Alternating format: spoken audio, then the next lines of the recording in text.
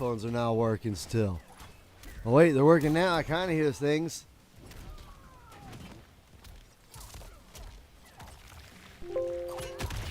Alright.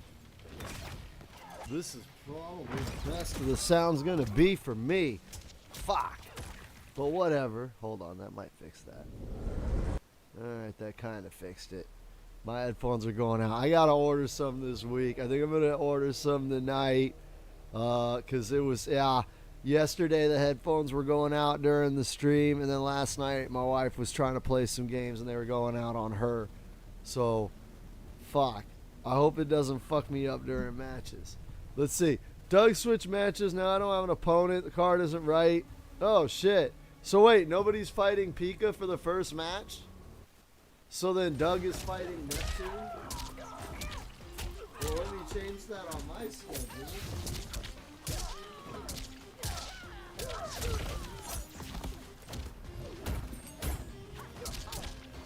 Alright, damn it, my headphones went out again. Son of a bitch! Is that the only thing that's changed? Is we don't have somebody to fight Pika, but Neptune and all that is last minute switch? It's alright, man. I ain't mad. I ain't tripping. I'm just glad there's people showing up to fucking play this shit, dude. Things are dire for MK and the MK fan base. Things are looking dire for us, man. Look, there's only two of you guys here, Pika and Toad. But, yeah, so here's the thing, Pika. This is what me and Toad were thinking about, so maybe you might be interested in this idea. We were thinking of flip-flopping MK1 and 11 and flip-flopping them season to season. So, like, next season would be MK11, and then the season after would go back to MK1, and then the season after would go back to MK11, right? So there would be like a break in between seasons of about a month in between seasons, where we would, you could play the other game or take a month off, so people that want breaks or whatnot. So we were thinking about that. Pika says, I'm kind of mad because I was prepared for Doug. Now I'm going in fighting something random. Right? If anybody's going to show up, I mean, nobody else is here. Maybe you'll fight me. Maybe I'll fight you. I'll blow your ass up, Pika. I'll fuck you up, dude. I'll put it in the cloaca. Where is it? Where's it at? Where's the cloaca? Here we go. In the cloaca. Right? Because I don't have a badger pussy. I just got a big old badger penis. It's not for you, sir. So we're putting it in the cloaca. Right? But you'd be down for that, Pika? Yeah, I was thinking about it because, like, my thing is, like, a lot of people don't remember MK11. They're very nostalgic, but I believe that they could be blinded by nostalgia, right? I believe they could be blinded. Like, people talk a big game, like, oh, man, they need to bring back MK11. But then when I do, like, there will probably be nobody that shows up to fucking, like, play it or watch it, right? That's the concern that I got. That's the concern. Pika says I'm better in 11 than 1. Yeah, I think you're all right at Tekken. I think you're better at Tekken than you are anything else. You're like, and I was thinking of throwing Tekken in that rotation. So we'll do a season, maybe, of the 3 games or the 4 games, right? With Street Fighter. I was thinking of doing that, and then it's like, if you're into whatever game, you can wait until it's your season and then shut the fuck up. Right? Nothing new. And then I almost have all of this shit. Almost have all of these. I got, who do I have? Okay, I finished up Lee May. I have all these finished up. And I have the whole bottom row finished up. So I gotta, I'm up to Lee May. I gotta get Scrub Zero. I think I already got one of his. I got the other Scrub Zero, and then all of that. Everybody else's brutalities. And then I'll have everything. Pika says you've been improved in 11. Yeah, okay. I mean, yeah, I still think Tekken is your best game. But I haven't seen you in 11. I haven't played 11. Somebody unlocked something. Oh, it was Sub-Zero. Yeah. On YouTube, Doug is saying, what about MKX? I was on that as well. I was thinking about MKX. Because I have all the games, right? I got X, I got 11, I got 1. And I was like, all right, man, well, maybe I'll throw X in there and we'll alternate between X, 11, and 1.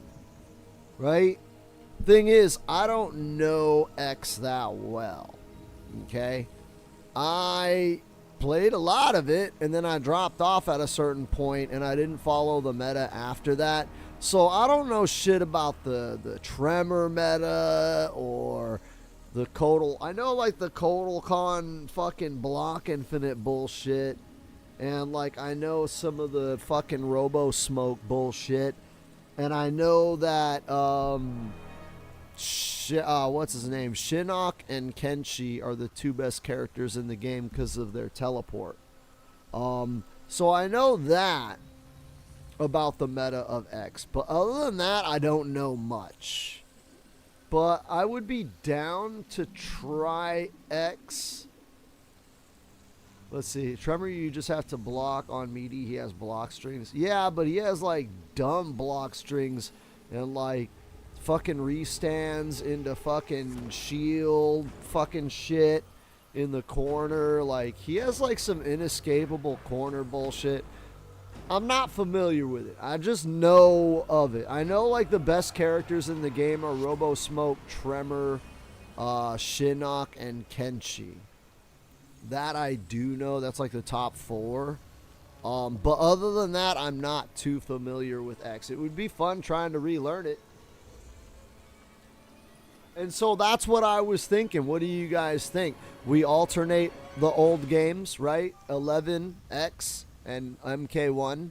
And then things will be fresh. So that way, like next season, if you're mad about MK1 and want a break, you can take a break and we'll play MK11. And, you know, if you're wanting to play MK11 but not 1, then we'll do that, you know, a month. And just like I kind of want to start alternating between 11 and 1, just those 2 first, before I start thinking about adding a different game.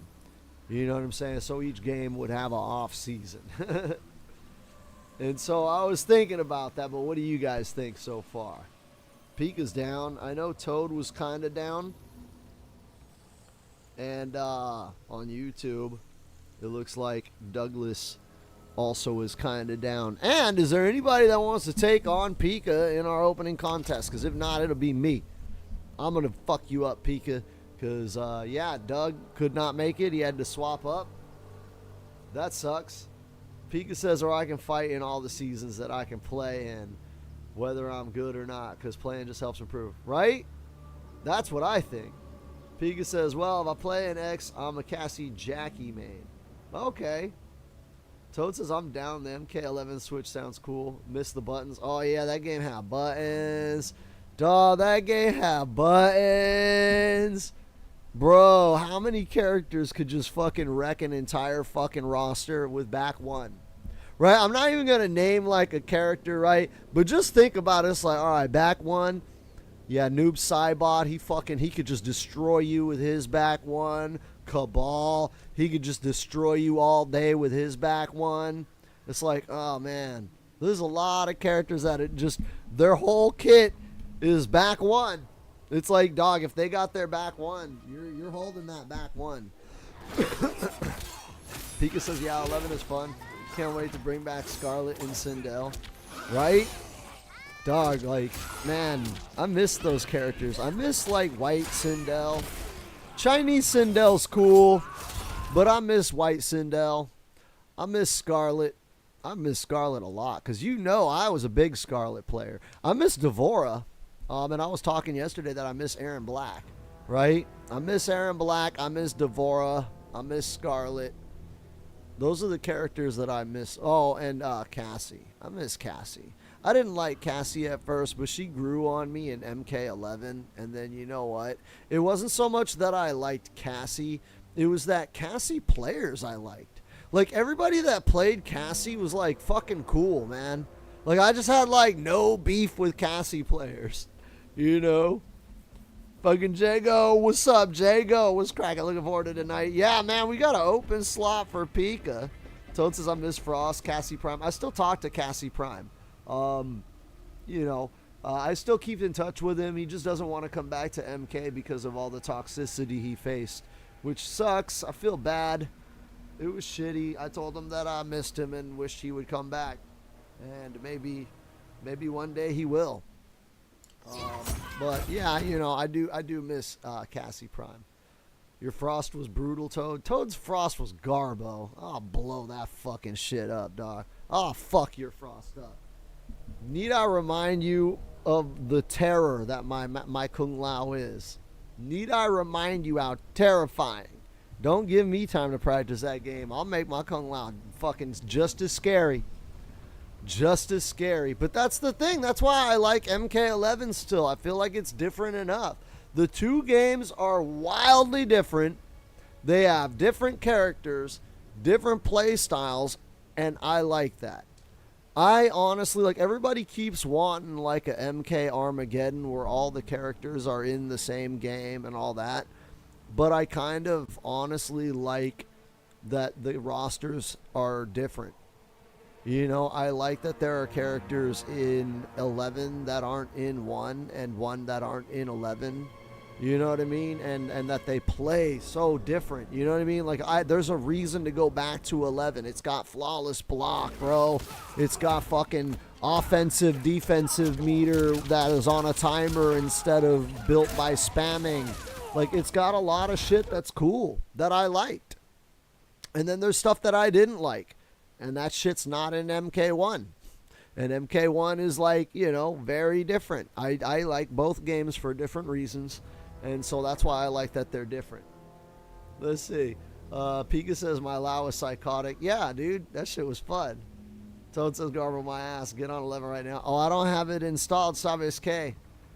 Jago says you've been busy with family stuff. Everybody has. That's why I don't trip about people missing days during Christmas time. I don't even have a season set up until next year after this one. And the only reason why I didn't end this season, okay, so there was a lot of confusion. Let me go here real quick. There was a lot of confusion about the season, and a lot of people thought today was grand finals. Mostly that was because Toad was confused, and he kind of spread that. But it's always been the same time, okay? So let me go to time and space, right? Let me get the Matcherino. Right, that's how I make my fucking shit. Uh-oh, you seen how I cancel that shit, right? So it's always said December 22nd. It was wrong like the first day or two. Buff Raiden caught that and reminded me, and then I fixed it. I also fixed this graphic so many times. It's correct now because I went in and re-fixed it. But I've gone in and it's gone back to the old graphic like 3 times to me. So, like, it used to say the old dates, ending on November 3rd. That was the wrong graphic. I went and fixed that and then uploaded a new one. And then I don't know why, but it kept not showing the new graphic. It kept showing the old graphic. But this date has always... This was wrong for like 1 or 2 days, and then I fixed it, and I told everybody many, many times on stream. So, today is not Grand Finals. Today was never Grand Finals. There's still 2 weeks left, but a lot of people were like, I was asking if I should cut the season early or make next week Grand Finals week. Specifically, Coleslaw can't play on the 22nd. And I was like, well, it's not the first time the champ didn't show up. Like, we've had the champ not defend, and then we had to have like a champ versus champ unification match for the next season. I was like, that's not a problem. If you can't make it, you can't make it. It's not the end of the world, right? I was like, we've made do, had interim champs or whatever. But, you know, it's like, I do this shit from, well, I used to do it from my home, but now I do it from someone else's, like, spare room. And so it's like, I'm going to be doing this no matter what. Like, this is what I do. Like, it's not really a big thing for me, you know, as far as, like, oh, I'm going to be out of town. Like, nah, I'm going to be, like, within range to do a stream. But if some people can't make it, I get it. I get it, man. A lot of people are traveling and shit. A lot of people are not home. And I think that that's cool.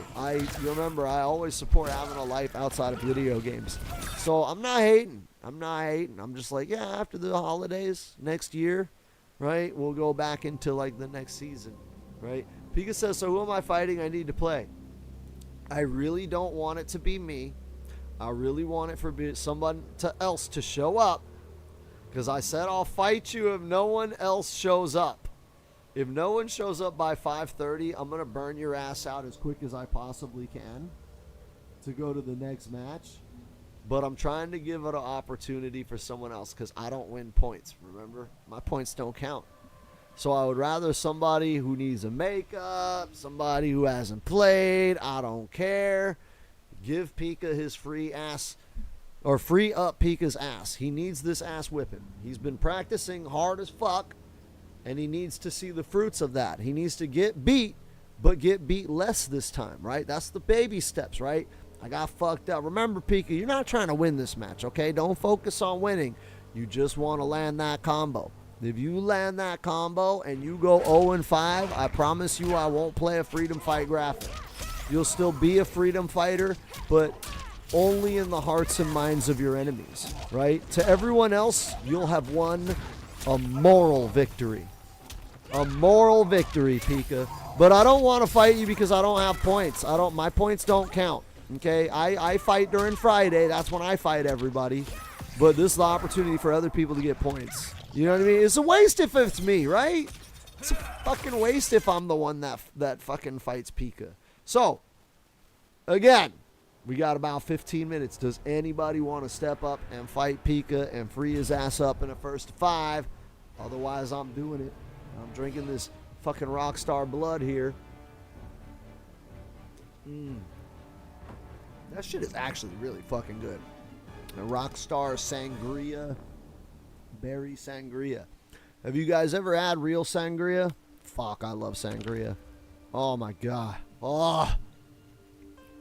Sangria is like one of the reasons why you can't be racist. Okay?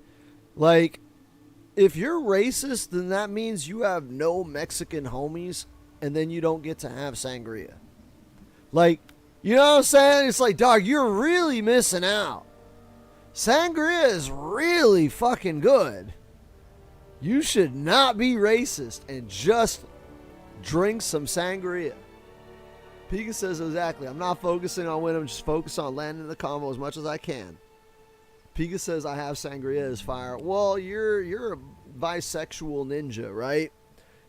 I know you drink sangria because, like, you're bisexual, right? So you flow in and out of, like, manly, feminine, femboy, man dude, right? Like, you'll have a cosmopolitan and then a beer, right? And sangria, I'll admit, is, it's a Latin drink.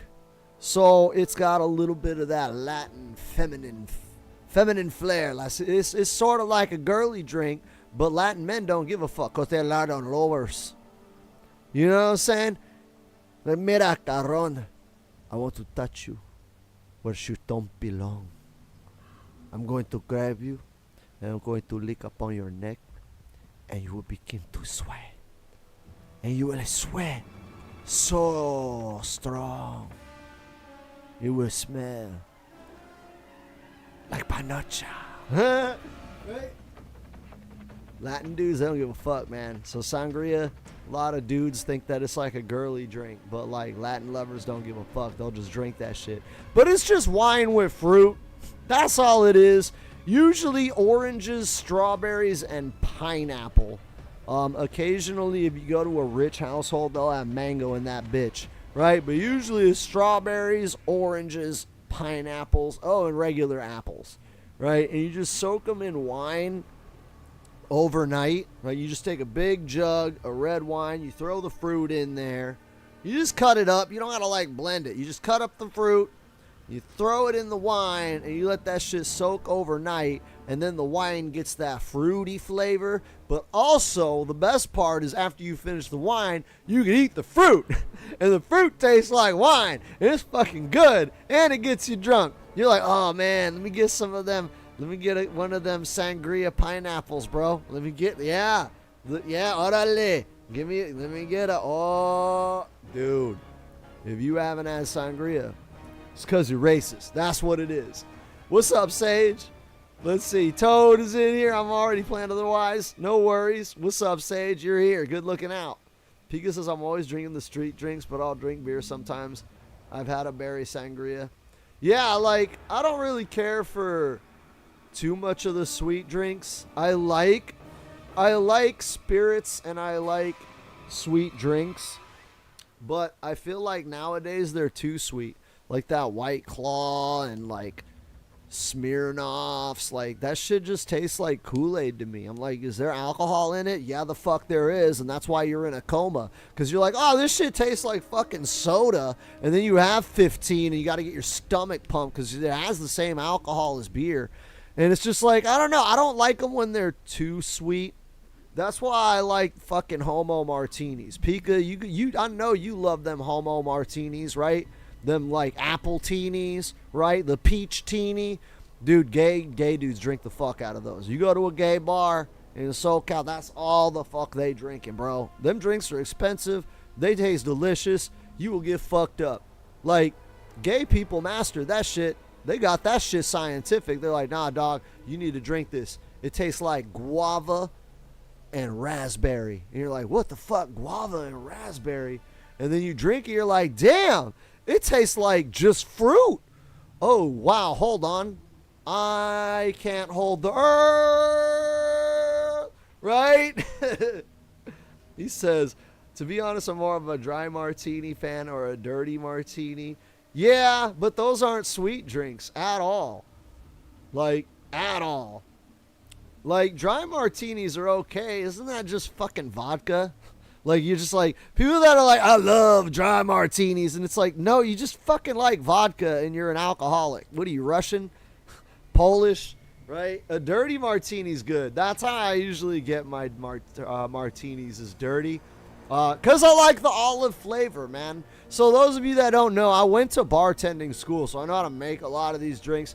A dirty martini is a regular martini with olive juice poured in it, right? So you make your normal martini, which is vodka and vermouth, right? 2 parts vodka, 1 part vermouth in a fucking shaker. And you have to shake it with the ice because the ice flash freezes and causes the vodka and the vermouth to bond on a molecular level. It's weird. There's like actual science that makes it get that flavor. So that's why you have to shake it in a steel can with ice to get the actual martini flavor.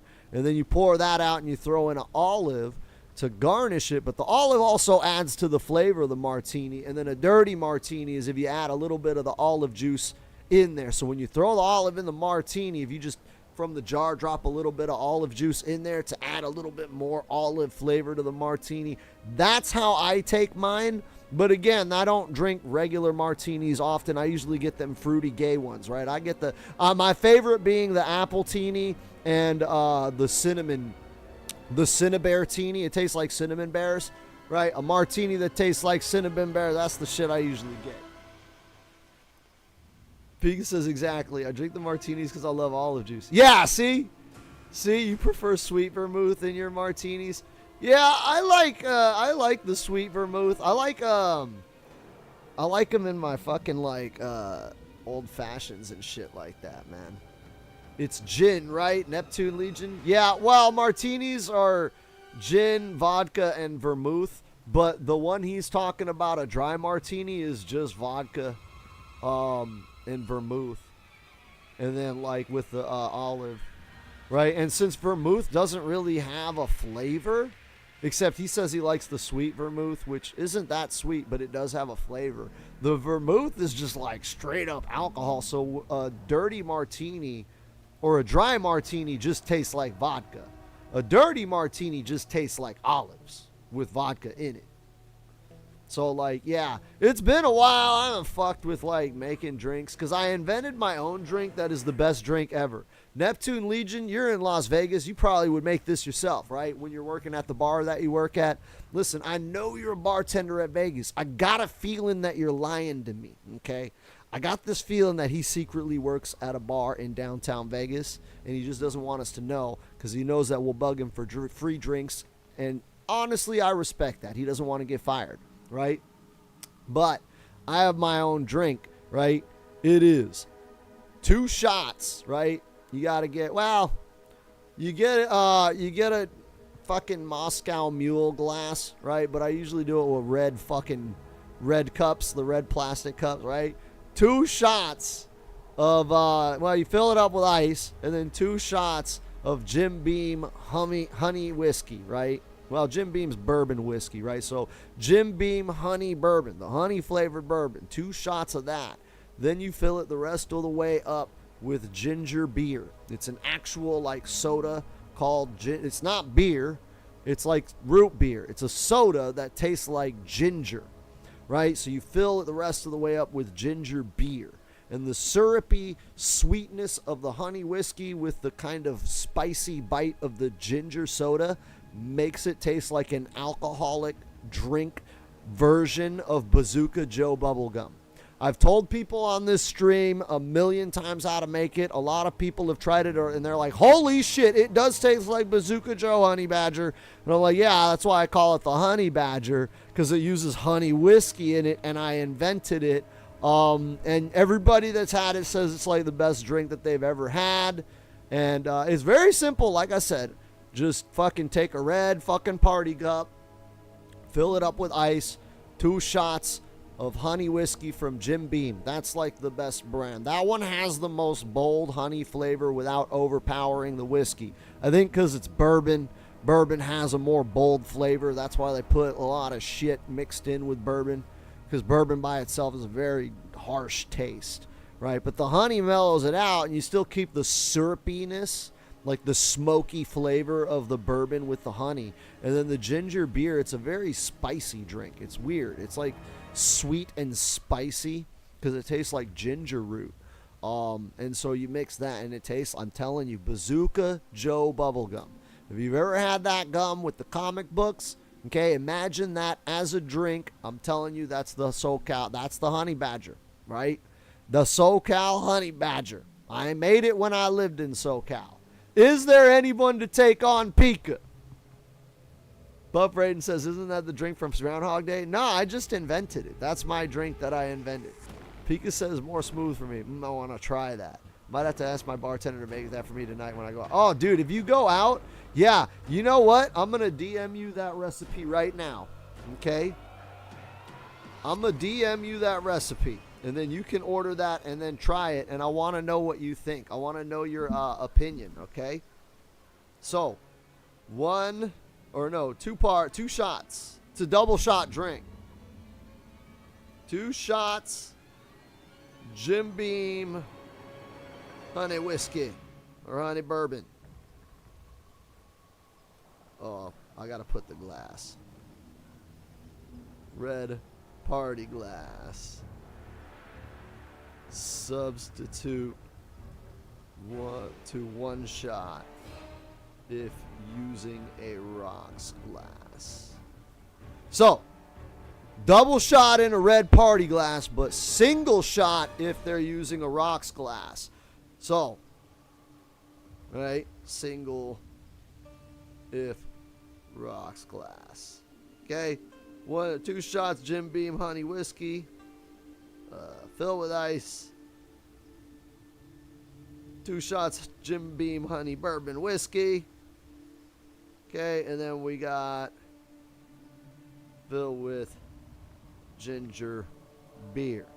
Very simple drink. Boom shakalaka. Simple and effective. All right. There's nobody else to fight Pika. Sage says I have a makeup though. Pika's been ducking me. Yeah, but you're gonna make that fight take half an hour. We don't have time for that. Pika, I'm busting your ass up, and I'm gonna bust your ass up in like 5 minutes.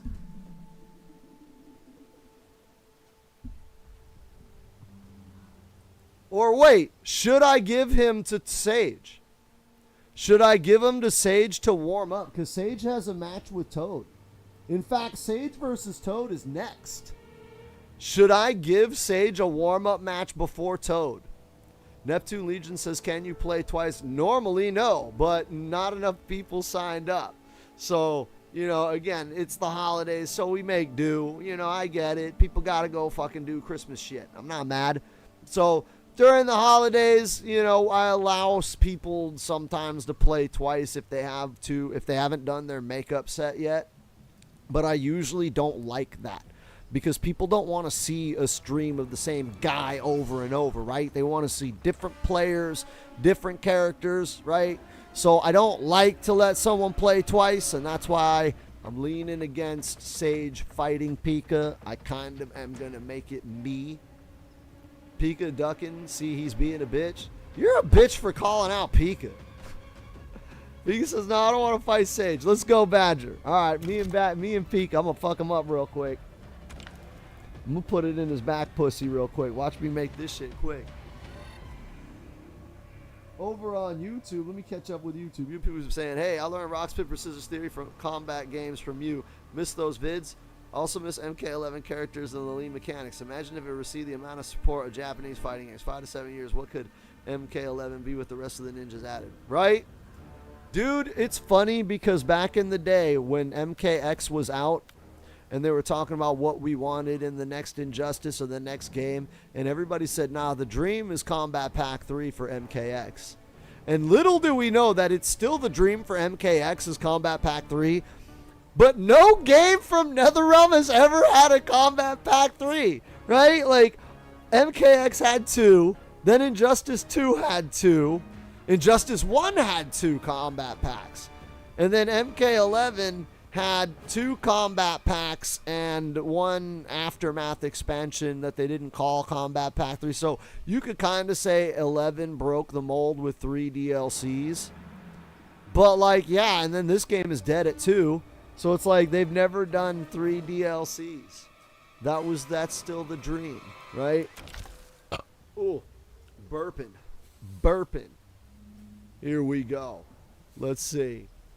Neptune says agreeable. Yes. Yeah. You know, and again, I want to keep fucking more, you know, the whole thing with the beef set league is like, that's why I don't hardly ever play, is because I don't want it to be about one person. It's a community thing, right? We got to get more people playing, different people playing. That's what everybody wants to see. Different people fighting different people.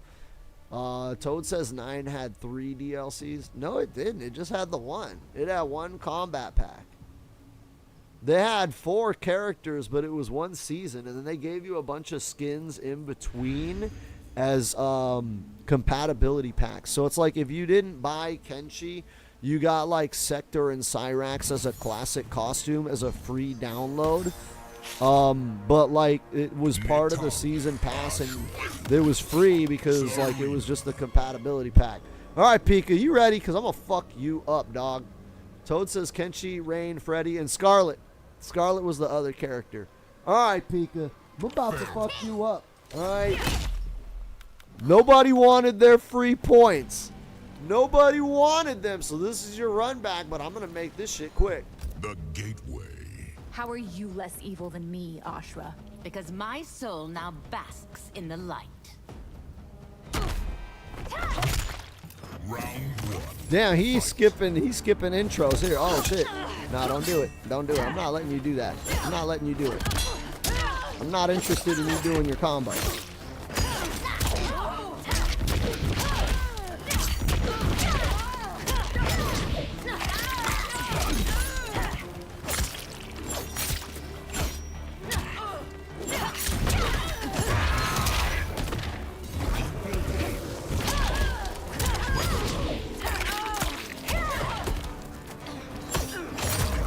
Bro,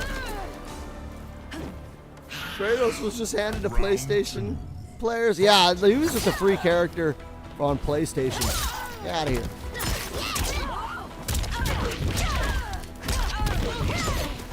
Ooh.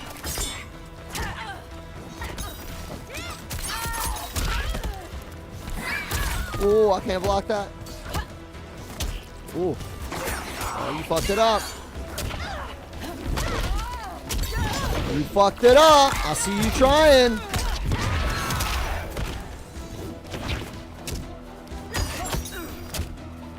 Ooh. Got it. Your neck will be my chalice. Brutality. Netaro wins. Let's go. Let's see. I'd be down for a dad of war to be the last guest MK ever did. I don't want any more guest characters, man. Like I said, I'm over guest characters. You know how I feel. Oh, fuck me.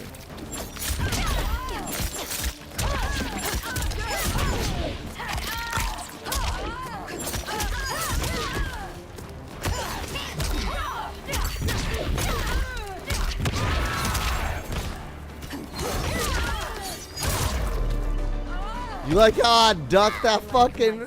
I ducked the shuriken through the combo? Through the combo, I ducked that shuriken. Oh, shit, he's ducking, blocking my high. Ooh, nope. Ooh, I like that. Okay, I respect it. How did you grab me? I was pressing down one, mashing. Oh, fuck, there we go. Oh, you didn't hit it.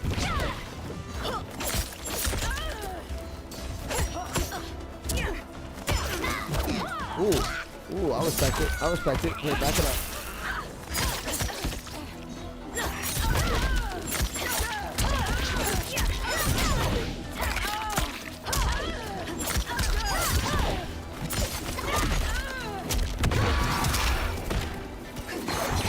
Oh, I fucked it up. Here, don't. Oh, don't. Your death is written in blood. Brutality. Netaro wins. Here we go, man. What is that? 2-0, and I've hit 2 different brutes so far. 2 different. Fight. Oh, don't. Oh, ooh. Back it up.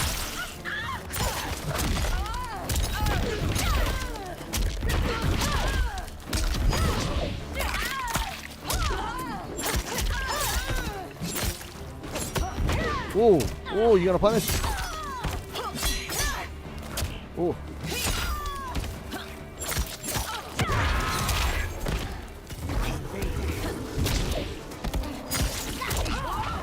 Oh, fuck me. I was trying to uppercut that shit. Here, get thrown in the corner. I need you in this. Round. Get back in that corner. Whoa! That anti-airs? Okay. I respect that. Oh, fuck me.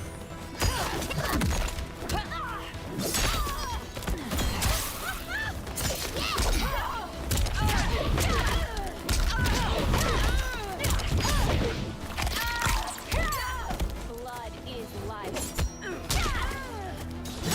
Oh. Oh, no. What? I don't want that.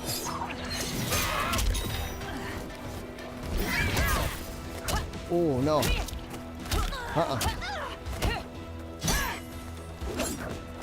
Ooh. Got it. Your neck will be my chalice. Brutality.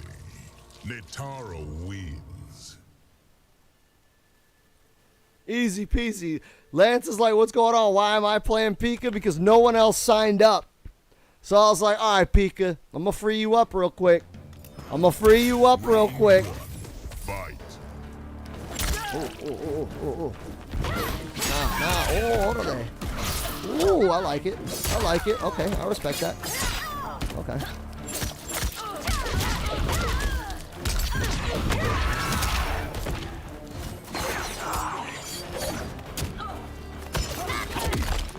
Ooh.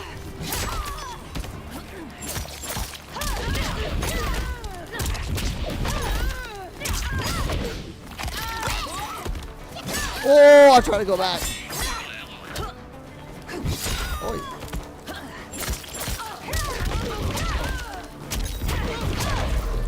You gotta watch them wake up buttons, bro. Round 2. Fight.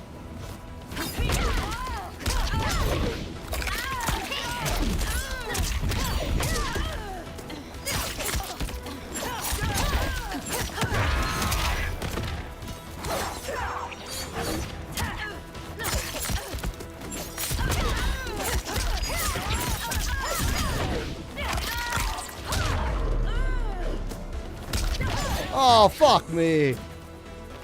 Fuck.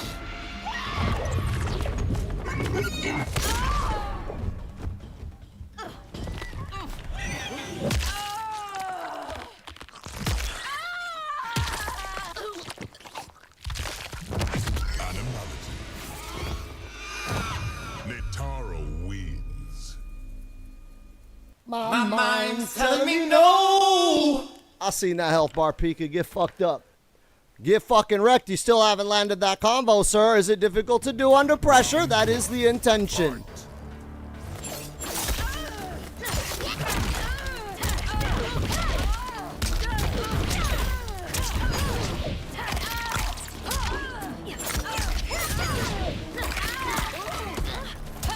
Ooh, okay. Fuck that.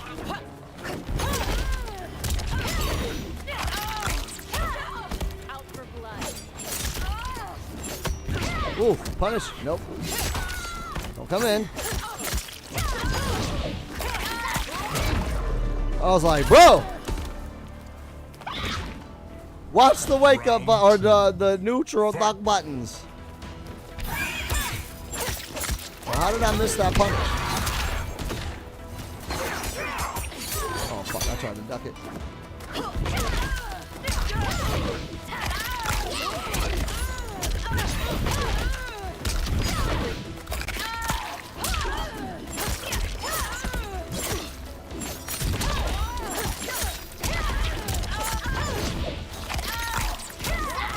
Oh, fuck me.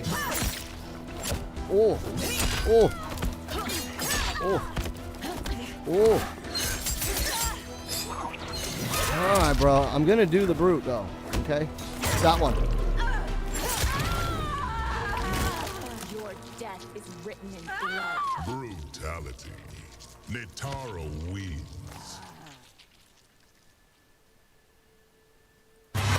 Alright, Pika. You tried your best, and you were trying so hard to hit that combo. Remember, it's forward, circle, triangle, then back in R1, okay? Circle, forward, circle, triangle, back in R1. No harm, no foul, no points for Pika for now. As we move into Toad versus Sage, and now I can set up a poll. So, give me a second and let me get Toad versus Sage up.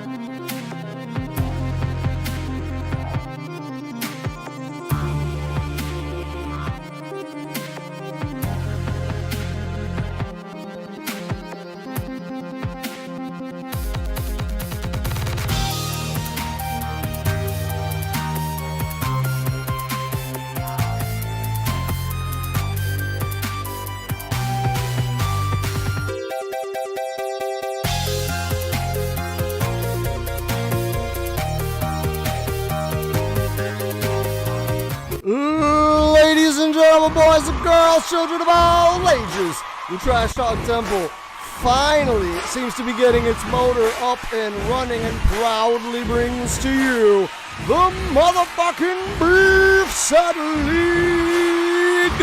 This contest is scheduled for a first to five with a 30-minute time limit. Introducing first our competitors. Fix my tie. Excuse me. Sorry. On your left-hand side, representing the black and green machines, the gorillas, the harambes, the brain-dead bunga, playing Rain. I give you the Frog Father, Toad Savage. And his opponent on your right-hand side, representing the black and red Wolfpack of the Teabagger Alliance, probably playing Noob Saibot. I give you the Sage of 6 Grabs. Ladies and gentlemen, both competitors are down at ringside.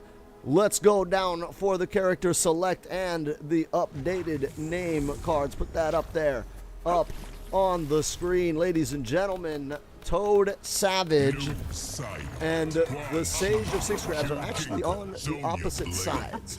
They're actually there. There we go. Sage on the left, Toad on the right. A trait necessary for my survival. Round 1.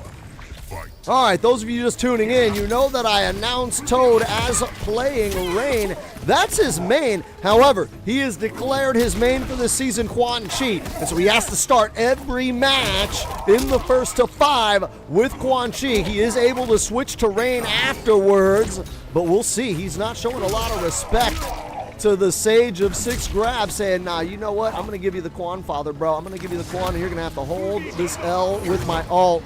Toad armoring out. Sage not going for the punish because of the armor portal. Sage getting the teleport. Here's an amplified teleport to try to convert more damage. He misses the conversion, drops it at 29%, gets a second touch, and now we're off to the races. Toad eating a slippity slide, and a 4-4 round 1 going to the Sage of the 6 Grabs. Hey, Hatcher, what's up, girl? Merry Christmas to you, girlfriend. Here we go, Toad with the cage and the Shujinko and the jump kick teleport, throws out a skeleton. However, the Sage with the mix-up and Toad with a breakaway.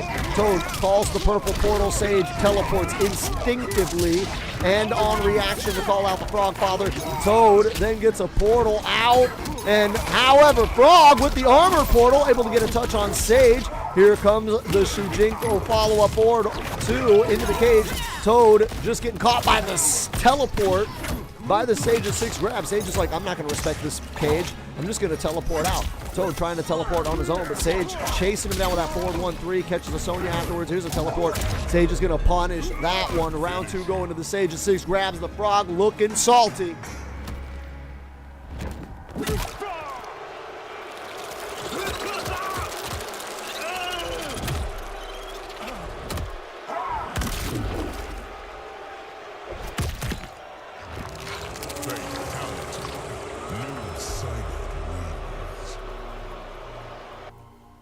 All right, Frog Father's down 1, but that's with his ult. We know what's coming next. He's going to make it rain.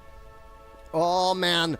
Those of you who know what is next in store, let's just say it's raining men. Hallelujah, it's raining men. Thank heaven it's raining men, because Toad is about to bring the weather. Boys and girls, Rain Scorpion mains are out, babe. If you only knew the power of chaos. I know it all too well. Round 1. Fight. Chad is saying the real set has started now, and I'm like, I don't know, man. We'll see. Sage of 6 Grabs seems to be running to Ashra whenever things get dire, and so he may still do that. I don't know if I would consider Noob his main yet. He's yet to stick with Noob for the long haul. When things get ugly, he runs back to Ashra, though he does claim Noob is his main. Noob was his main in MK11. Toad getting caught with the mix-up. Here we go, 4-4, drops the 4-4 down back 3. Toad hitting a button into a Kara grab, and Toad is making liberal usage of that Kara grab. He's used it twice now on the Sage of 6 grab. There he goes for the actual overhead, hits him with the armor, puts it in the cloaca, and the Frog Father taking round 1. Here we go, we got a thunderstorm. Toad getting teleported on. He let go a block 1 second, and Sage was able to catch him with that teleport round. However, Toad getting with a forward 2 into Scorpion. Goes for a portal setup, tries to get that low, jump in, jump kick into a special cancel. Down 4 into the back 3. No, misses it, does not catch it. Toad now trading pokes. Sage sending out the homie. Toad's gonna punish that. 1-1 down back 1 with the amplify into an air combo conversion, and then Scorpion for an extension. Neutral dump on. Wake up Toad is just saying, fuck yo, Noob.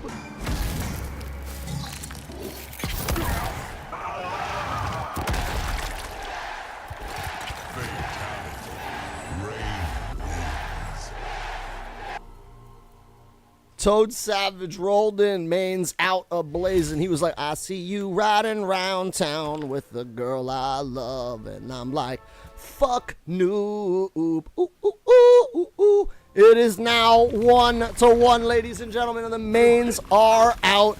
Toad actually had a very dominant win on Sage there. Sage was looking crumple stunned.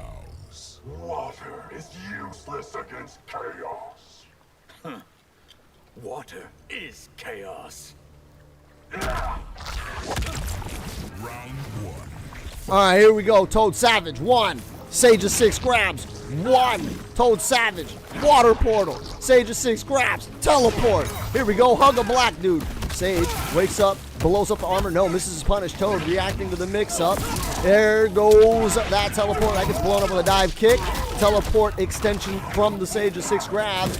Toad unable to port cancel out of this corner. However, catches a clean 2-1-1-2 with a dash cancel halfway through. Look at this damage. Holy shit. 41% from Rain. They say he's a low damage character, ladies and gentlemen. They say he don't do the deeps, but we have seen right now that is not the case. Sage of 6 grabs, puking out some new Cybotlish damage here. 38% on the drop. Could have got a special cancel there, but I think he was looking for Okazeme, which I think he gets Okazeme off the teleport. What are we doing? We're dive kicking, dive coking, sending out the home girl if you don't know. Down poke, dick jab, and the chip. On the down 3, Sage of 6 grab taking round 1. Frogfather not very close that time. Calls out Scorpion with some anti-air technology. There's a bubble. Nice blow up of the teleportification. The Frogfather getting swope. There's a black dude into a Sonya. Hug another black dude. I got black dudes for days. Toad, however, recognizing that the slide is unsafe, goes for the punish, 36%, drops the combo for an American reset on the overhead Okazeme setup, and now Toad playing stagger games. He's got full control of this corner. He can kind of maul and abuse his opponent however he sees fit. Here we go. Toad taking round 1. Sage tied up with his back to the wall. We got to jump in anti-air technology. Sage is not going to drop this. Sage is not going to let this go. Goes for the double bar Shaduzi. Drops it at 30%. Toad waking up into armor. Tried to Kara grab that time. And Sage is like, forget this read, man. I'm not reacting to shit. I'm just armoring out of everything. Sage does not have armor anymore. Oh, nice punish. Oh, he dropped the punish. Oh, was that lag, ladies and gentlemen. Toad about to get that second bar. So Sage staggers and then gets the touch here. Take it home.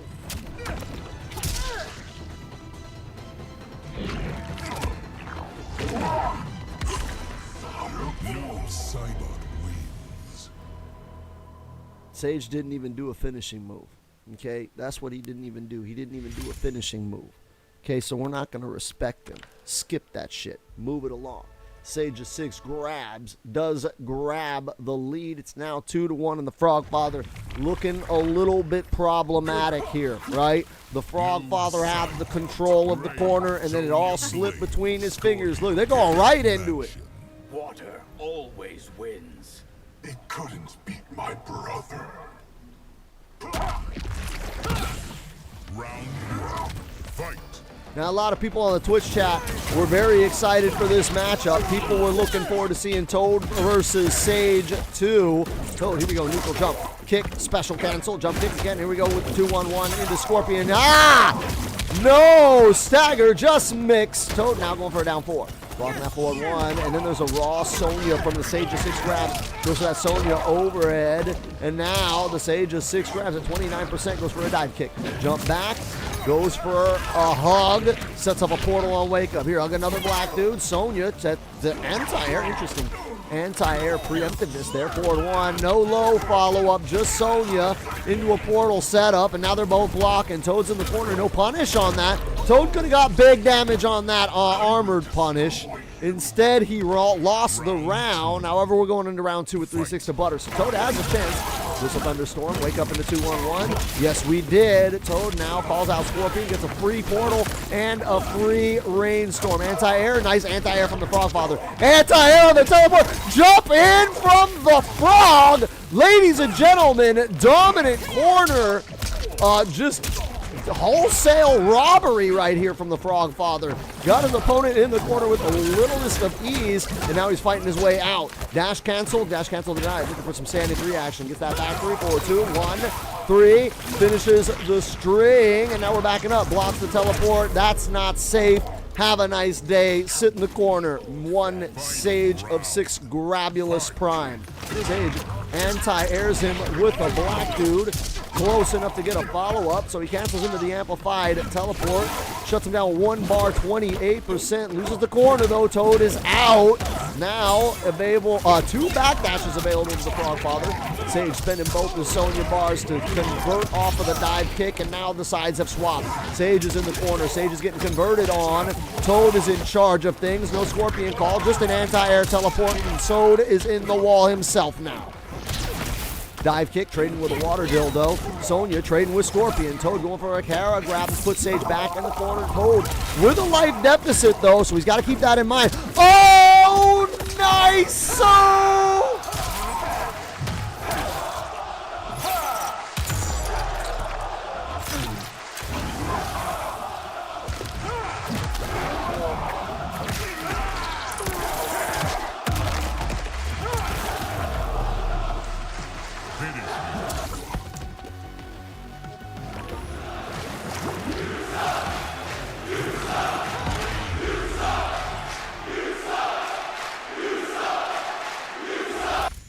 All right, asshole, you know the rules. No finishing move, no respect. Toad Savage now on the right-hand side. Ties it up. It is 2-2 on the Sage of 6 grabs. And Toad is like, yeah, dude, get that corny-ass noob Cybot, dumb shit, dropping combo ass out of here. I blow up dudes, okay? I blow them up, sir. Water always wins. It couldn't beat my brother. Round 1, fight. All right, here we go. Toad getting a horizontal shoots from the sky. However, finds the way to convert for 30% afterwards. Sage catching a down 2 anti-air. That's a lot of damage on that down 2 anti-air. Good God almighty. Dive kicks into a Scorpion. Toad tries to overhead through the armor. Toad says, I got armor back, asshole. Sage says, I'm gonna armor back anyways. Toad with a down poke. Forward, 1, 3. Down back 3 from Sage. Sage getting launched. Toad not following up, though. Goes for the Scorpion call there. Here, hug a black dude. Toad backing up. Toad getting slid upon. Sage converting for about 25% before he spends the bar. 37% double cameo, 1 bar of meter. Not bad damage output. Close to optimal. 37% for 2 cameos and 1 bar. It's not bad damage, about average. However, I know Noob Cybot could probably puke out more than that. This is going to hurt, though. Toad going for the dash cancel, drops it, though. Instead, it just gets 2 raw dog hits that are unscaled. Gets another hit here. Goes for the rain kick into the water geyser side swap. Extension 36% from that bad boy out of the Frogfather product. Now sitting on a commanding lead. He's going to run. He's going to run out this clock. He is the zoner of zones. Toad breaking away. 3 bars to escape. Jump in. We're sliding out. No anti-air, no anti-air. Sage just jumping with reckless abandon. Falls into the portal. Was able to draw or block the low puddle. Here, hug a black dude. Goes for that 2-1 string into Sonya instead of the low. Here, Hug a Black Dude again. This allows Sage to advance in. Sage checks him with a standing 2. Goes for that overhead 4-3. However, Toad, patient, waited for the side swap. Now he's got the corner. Toad got the launch in the corner, and he drops the conversion. The sadness is profound. Here, have this water dildo sit back on the ground. Sage just 6 grabs in the corner. Frogfather jumping in, gets the conversion with Scorpion. Nice call out, goes for the overhead. That gets blown up by Armor. Now Sage trying to dive kick zone the Frogfather. Alternating between his regular shadow side shadow slide kick and the Sonya dive kick. But Toad blocked it all. Unfortunately, waiting through all that pressure, put it in the corner. Toad getting a clean cut hit on the movement check. Calls out Scorpion on wake up to try and catch a jump away. Was able to get a low portal out. However, Sage 6 grabs again. Back with the dive kick. Assault fishing for the hug. Sage 6 grabs getting hit by Armor. Anti-air, air to air. No, denied. Both of them hitting each other out the sky. Anime style. And look at that. We got a teleport to blow up the Thunderstorm. Sage 6 grabs. Fatal blow conversion.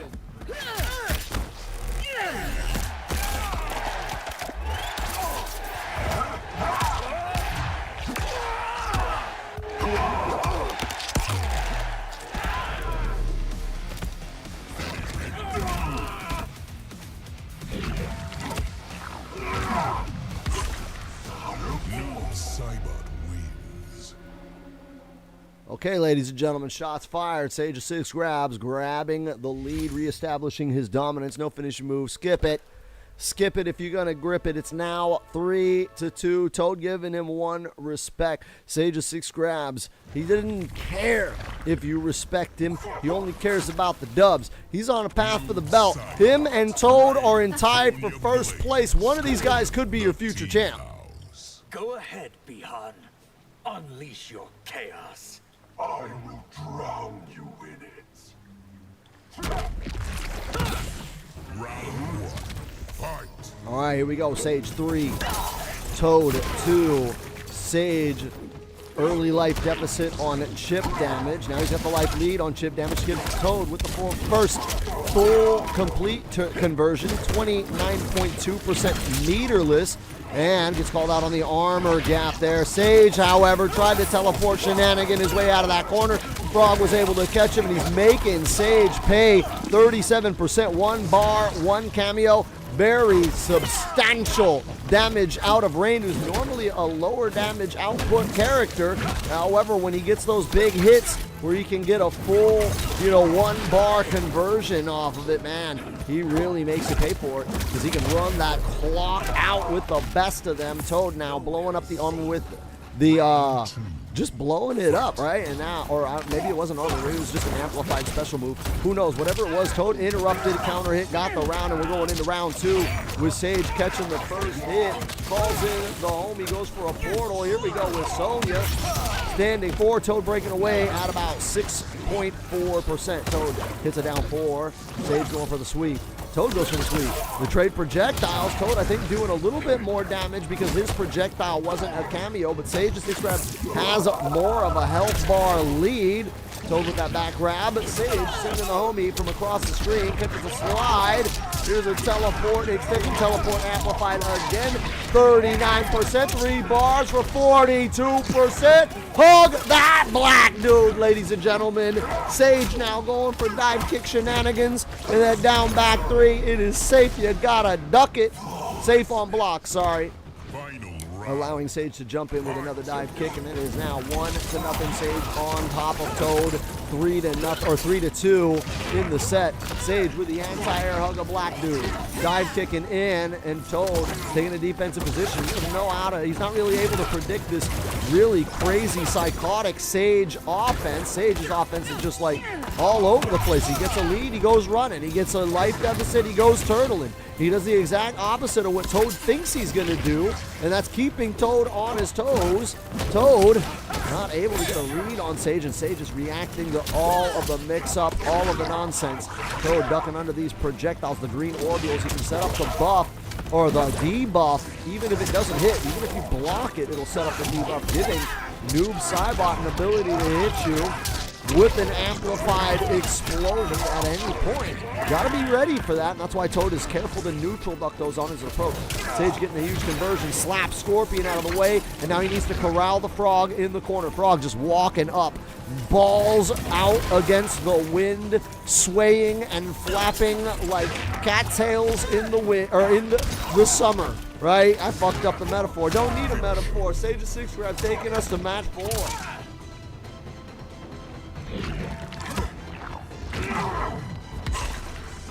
No cyber wins. All right, now things are looking pretty rapacious for the Frog Father. Okay, they're looking quite facetious indeed from the Sage of 6 grabs. Sage of 6 grabs is now up 4-2 on the Frog Father after such a strong showing when he pulled out Rain. Sage is getting in the Frog's mind. He's getting in his skull, just like he always does. Water always wins. It couldn't beat my brother. Round 1. Fight. See, here's the deal, man. People within our community like to think of themselves as like wrestlers, and Sage, he tries to think like this is his bad guy heel wrestler arc or whatever, and he acts really trollish and toxic. But if there was a heel wrestler that the Sage of 6 grabs absolutely nails, Sage of 6 grabs is the gold dust of our community. Not Julop anymore. Because Sage is all about being random and weird and doing the wrong thing to get a mental advantage over his opponent. He's all about that psychological warfare. Just like Gold Dust, man. He was all about making you feel uncomfortable. That's right, he's the Sage of 6 Gold Dust now. Toad hugging a black dude. Sage backing up, says, here, hug another one. Toad goes to the armor. Sage too far to punish, though. Oh, Toad putting himself in the corner. Sage not blowing up the jump in. Toad with a movement check. 2-1, 1-2 into Scorpion for the follow-up. Toad jumping into overhead, and that's going to be all she wrote for that matchup. Finish him.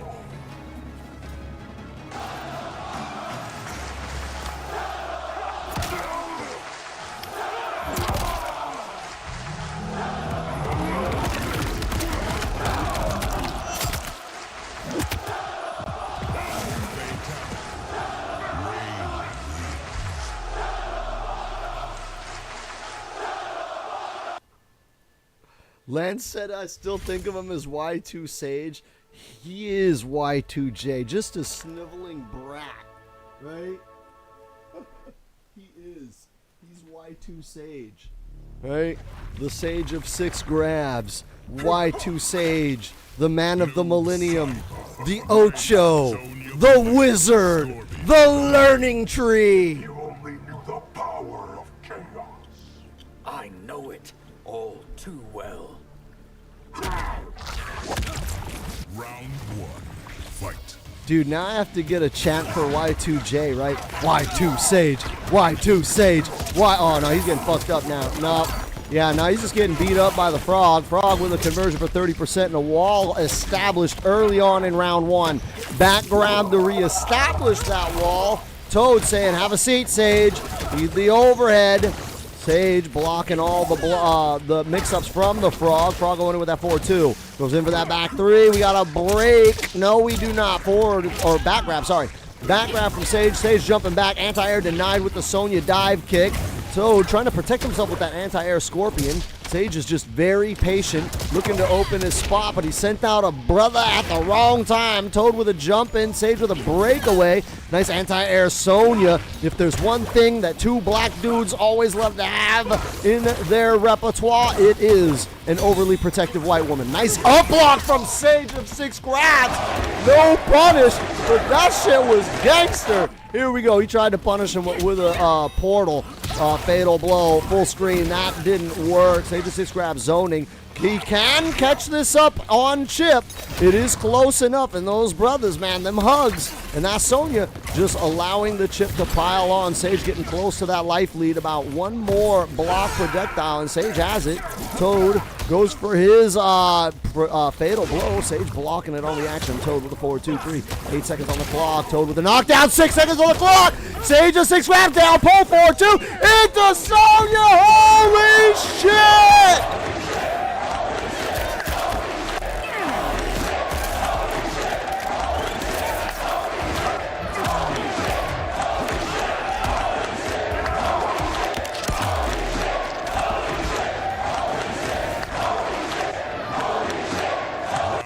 Break the walls down! Y2 Sage taking round one at the last second. Clock counting down at midnight, just like Chris Jericho did all those years ago. Holy shit, that was fucking sick. Toad, he's like getting real aggressive now. He was like so mad at how tight that fucking round was that he's like, nah, I'm not letting Sage like do a damn thing. Fuck this frog. Fuck, or not fuck this frog. Fuck this Y2 Sage motherfucker, right?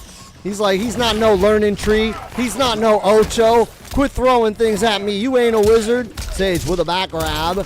Now has corner possession. Jumps back. Toad with the anti-air. Called out Scorpion. Didn't get a follow-up there. Called out Scorpion again to just control the skies. Saying, nah, Sage, you do not get to advance. You have to stand there and throw shit at me. 40 seconds on the clock. Sage at a 258 to 509 life deficit. 509, Toad in charge.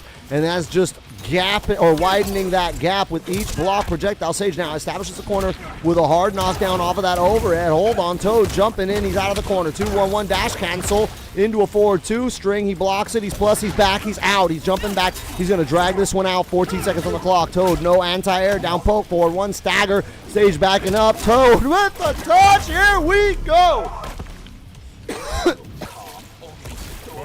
Clutch.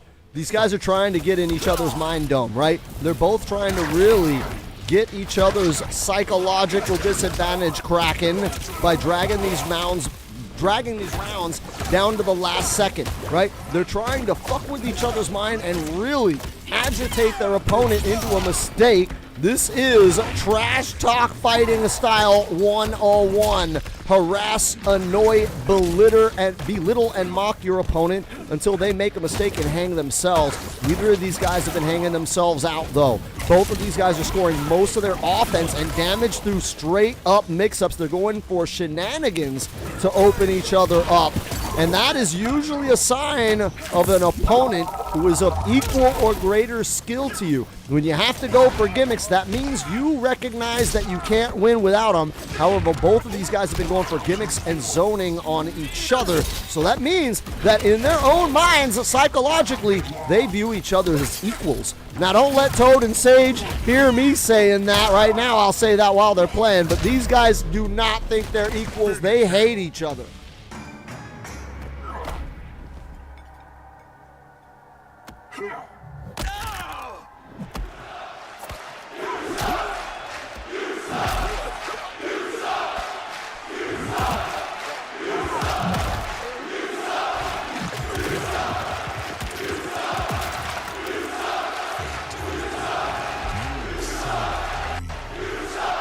Break down the walls, Jerabro. Yeah, dude, he's Chris Jerabro. He's Y2 Sage, right? 8 respect for the fatality and the teabag. Let's go ahead and highlight this motherfucker. Wrong one. The winner of this contest with a score of 5-3 and representing the Teabagger Alliance, former captain of the Teabagger Alliance and playing Nuventude Guerrera. I give you both black people and a white girl, Sage of the 6 Grabs. And with this victory, this establishes the Sage of 6 grabs as the #1 ranked contender in the Beef Set League. Meaning, if Sage can continue his momentum going into next week, there is a strong possibility that he will be in the main event for Season 2 for the belt. Can he do it? Maybe. I don't know who he's got next week, but let's go and see who we got next now.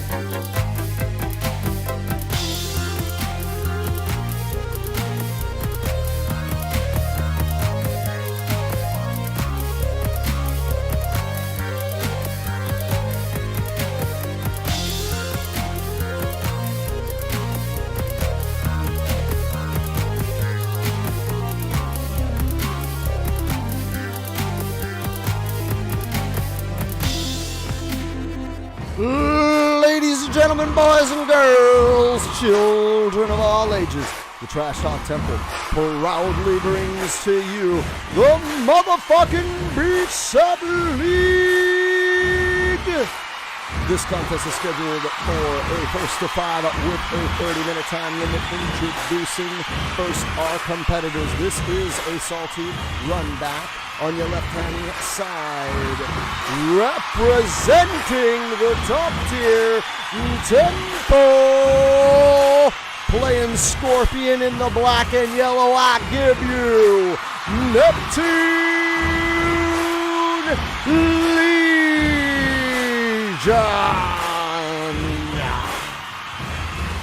And his opponent on your right-hand side, playing Omni-Man and holding it down for the Wolfpack in the red and black.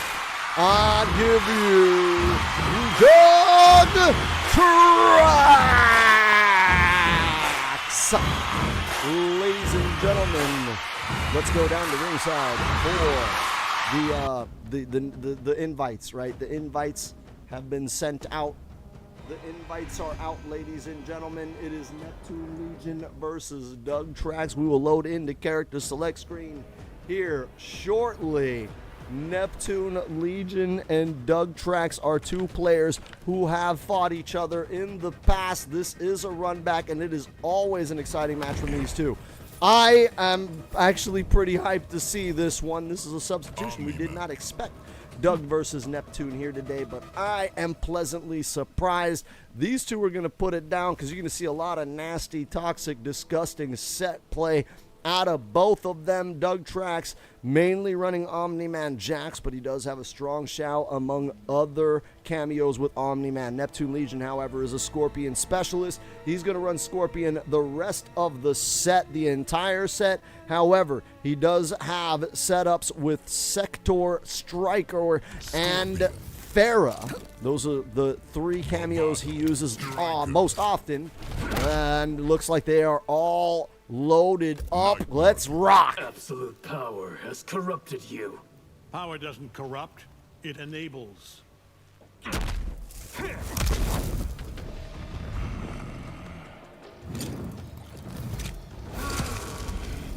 Round one. All right, we're seeing a new build from Doug, Omni-Man Movado. It's not completely unfamiliar, ladies and gentlemen. Doug has played Omni-Man Movado in King of the Hills in the past, and now he's blocking, waiting for that Striker call out. Chad is saying Doug is like the OG Kane. He's like a truck and doesn't speak much. He's just the silent deadly warrior assassin, right? He's Kane. He's Abyss. He's Andre the Giant. Look at that. We're just blocking spears and blowing them up, and here comes Striker. Doug catching a sweep with the forward 4-1. Gets the grab. Whoa, like that! Oh, that is clean! That was clean!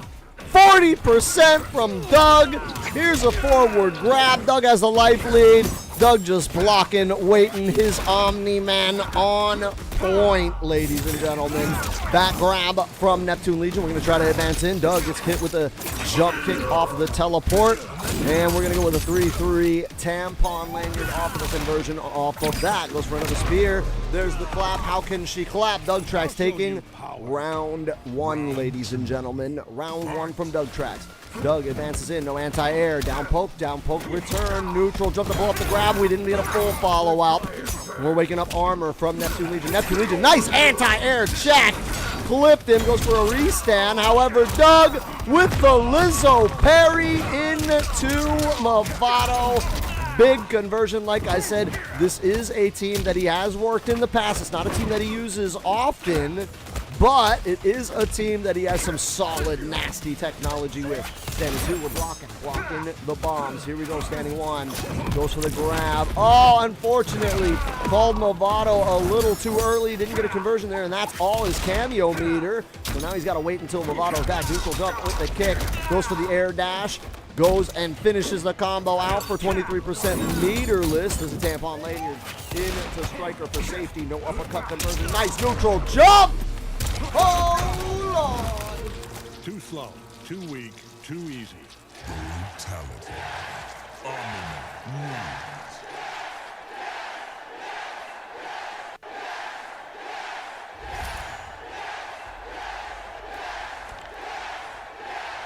All right, ladies and gentlemen, you know the drill. 9 respect for the brutality.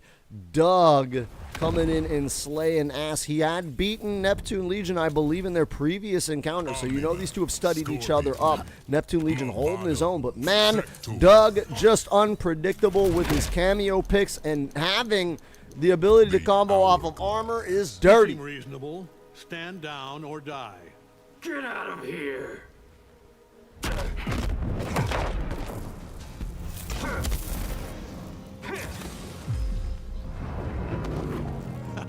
Round 1. Fight. All right, here we go. Doug up 1, Neptune down 0, blocks a Lizzo parry, converts with a 2-1 into a spear for 3-2. We got a launch, spends the bar at 31%, ground bounce at 36%, ends it at 37% with the sector set up during wake up. Nice neutral jump from Doug, cancels into a 2-2, into a Vegeta stance. Shuts the combo down to 33% meterless. Forward grab. Doug has the... Oh, no, he does not yet. He does not yet. The life lead still belongs to Neptune Legion, but Doug has the corner, and he's got the offensive momentum. Doug getting grabbed, loses the corner, loses offensive momentum, and just like that, Neptune Legion is right on his ass with the sector call to cover his approach. Doug hits a sweep for a movement check. Flawless block after the stagger, and now Neptune Legion takes advantage of Doug's timidness to go for a grab. There's a spear, calling out sector to keep himself safe. Anti-air tried and denied. Neptune Legion taking round 1 corner in his favor. Neptune looking good here in the run back from match 1.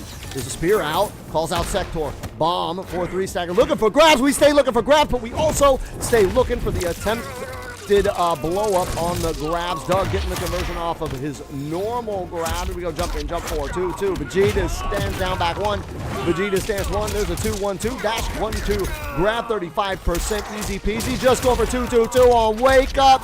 We were going for nonsense. Doug was having none of that from Neptune. Shuts him down at 34% with the corner established, and Neptune says, hold on, slow this down. Dick jab, back grab, let me get mine going. 2-1 with a sector call. Staggers into a forward grab. Doug back in the corner, resetting on Oki. Neutral jump kick, we're blocking. Forward grab again. He's like, you gotta press. Eventually, Neptune, he eats the poke. Doug finally pressing. There it is. Tampon lanyard, ladies and gentlemen. Bomb to save ourselves. It's a 4-3. Stagger 4-3-2. Doug not ducking. Gets a sweep on the movement check. 2. Stagger down poke. Armor. Lizzo parry. Doug taking round 2. Too late to surrender. Woo, Doug sweating it up hard against Neptune Legion. Neptune's running. Neptune throwing out the fire. Doug back forward, 4 out of the air to catch him, slipping 85 damage before the breakaway. Neptune gets movement check to the sweep again. 4-4-1 into the fucking Hulk fucking Loki slam into fucking Movado for 36%. 1 bar, 2 cameo. We're gonna wake up with armor to escape that. Calls out Sector to protect that. Doug trip guard sweep, hitting that back 4 right as his homeboy lands, potentially trying to time it to where it would be impossible to block. Hold on, Doug's gonna probably hit a brute here. Let me get out of the way. Your parents must be disappointed. Brutality.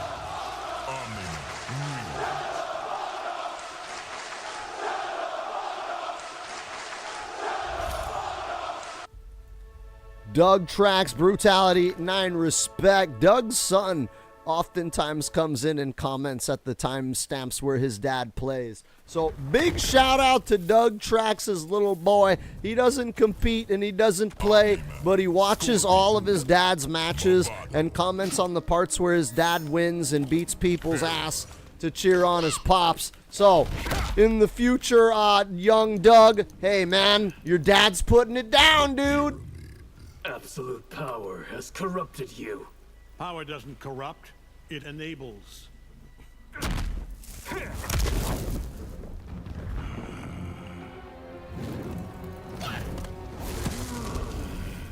Round 1.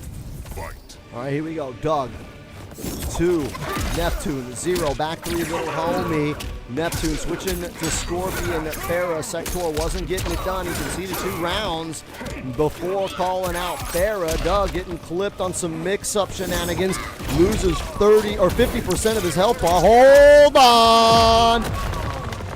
Doug Tracks calls out the armor, gets the touch 25%, 2 bars of cameo for that. Neptune gets a forward grab, still has the life lead. He's waiting, patiently waiting it out, turtling it out. Caught a movement check with a 2-1. We got a launch in the air, 27%, and round 1 going to Neptune. Farah seems to have been the choice. She seems to have been the juice Neptune Legion needed. There's a back 3 into Farah. Goes with the call out, drops the combo, gets a wake up, set up. Here we go, another conversion off the little homie. Maybe this one he won't drop. 31% no bar. He's holding on to it. He's getting close to having enough meter for a breakaway, so I can understand why Neptune Legion would not want to spend it. However, 3-3 before a breakaway. No tampon lanyard, denied. Goes for the bar. Jump in. R. Kelly denied. Doug goes for the 4-4. Falls block. Here we go. 4-3. Neptune Legion back. I expected more. Brutality. Scorpion wins.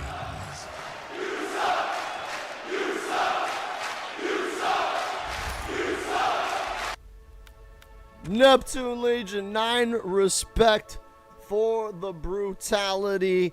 Finally getting a point on the board. It is 1-2. Doug is still ahead. And Doug now may switch characters. He could have switched cameos at any point. We may see him still switch cameos, but it looks like Doug is going to the homie Shao. Right? Are we going to the homie Shao? Doug has a strong Shao Kahn that he pulls out here and there. We may see it again. No, Doug going for the cameo switch. Goes right back to Movado. He's like, no, I don't need to swap, dog. I got the nooch. I got the reeds. Let me put it in that ass. Absolute power has corrupted you. Power doesn't corrupt, it enables.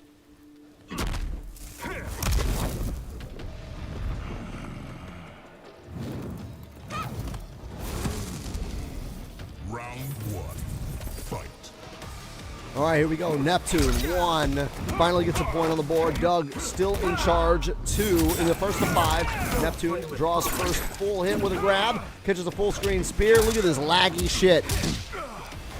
Look at that laggy shit. Hey, Tekken Tim on YouTube. Is it time for Tekken? Would the Tekken community, would they want to come in and show off their game? Because, yeah, if MK is unplayable, we might have to find other fighting games, guys. Look at that. Look at that lag. Look at that connection. Doug is running in to a nightmare. Neptune's backing it up. Neptune, 2-1-3. Doug with a 4-4-1. Neptune 2-1, the stagger. the armor, the Lizzo parry, the lag. Bro, this connection has become obtuse, ladies and gentlemen. Look at that. Look at it. Look at it. You have no honor. Round 2. Bro. Fight. Is there a storm outside? Is it raining? Oh, it's pretty calm and peaceful out there, y'all. Pretty calm and peaceful. Big punish on that armored attempt, Doug. Just going into slideshow mode. How is he landing this? How? He didn't. That's why. That's how he didn't land it. 2-2. There's an overhead. Can't really react to that. Can't react to that. Can react to that. Okay. Doug showing some preternatural foresight, if you will. Goes into Vegeta stance, teleports in, and Neptune is done. Your parents must be disappointed. Quitality. Omni-Man wins.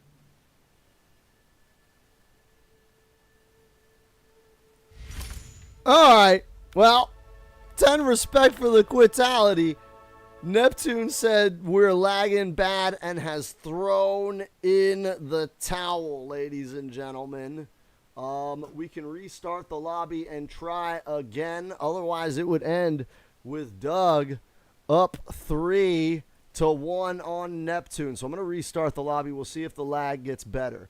All right, we'll see if the lag gets better, unless Neptune Legion wants to call it there. If he wants to call it there, then the win will go to Doug. But let's try and restart. Because I don't know if Neptune Legion really quitality'd or if the game just fucking kicked him because it doesn't fucking work. You know what game does work? Bro, I got this one game, right?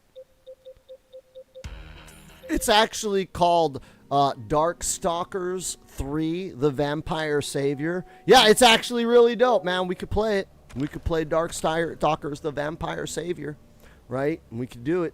I'll start a tournament and we'll fucking get down. Get down with that Darkstalkerin'.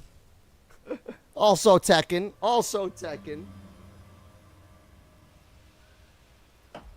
But I have told people that playing in bad lag, I think of lag as like bad weather in football, right? So have you ever like watched football and you see them playing in the snow and it like sucks, right? For the people that never like that are from Miami that never play in the snow, but like Buffalo is like whatever, dog. This is how we roll, right? That's how Wi-Fi and like lag is, right? Some laggy motherfuckers be like, dog, this is just how we roll, man. I play in this kind of conditions all the time, where someone's like, ew, lag, forsooth, begotten.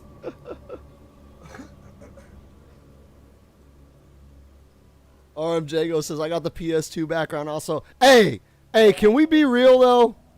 Can we be real that the PS2 background is the superior background? Can we be real on that one? Can we be 100? All right. PS2's background is the superior background. I was there for PS1, and I was leaning hard on that PS1 background. I was like, bro, the nostalgia's hitting me, dog. I'm remembering Resident Evil 1 with dogs jumping out of windows. I remember Aerith dying. Like, dog, I remember WWF Warzone and making Vader because they didn't have him. But that PS2 theme, dog.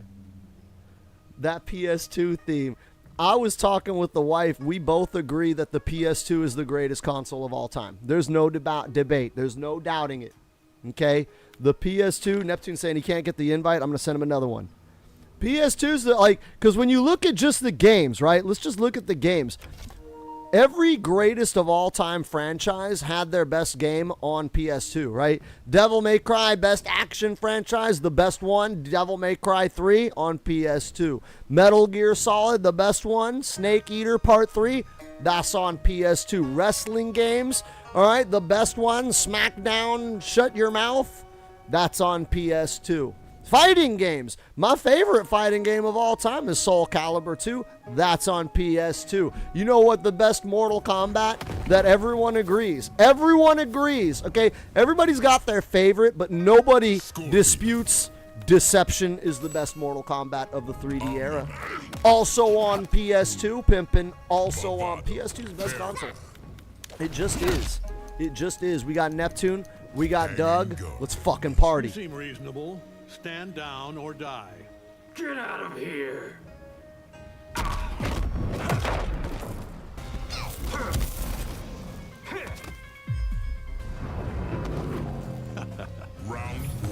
Now, even though I said the PS2 is the greatest console of all time, that doesn't mean I don't buy every console. I'm not a console fanboy, so don't get it twisted. I got an Xbox as well, but I mostly use my Xbox Game Pass for PC games.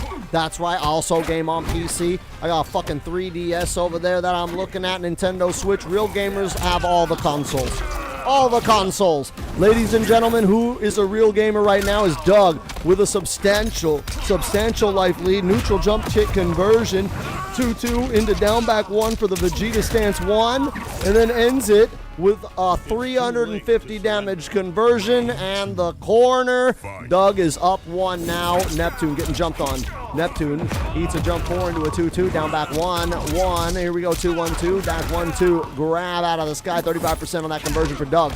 Doug eating strings, eating little homie, standing 4, back forward 1 out of Neptune Legion. Here's the air conversion, 31% before the bar is spent. Here's the little homie. Armor in thy anus. Let's go. Doug with the conversion, hardcore 25% with that call out. He only needs 1 more of those to take it home. Doug tracks going for the grab.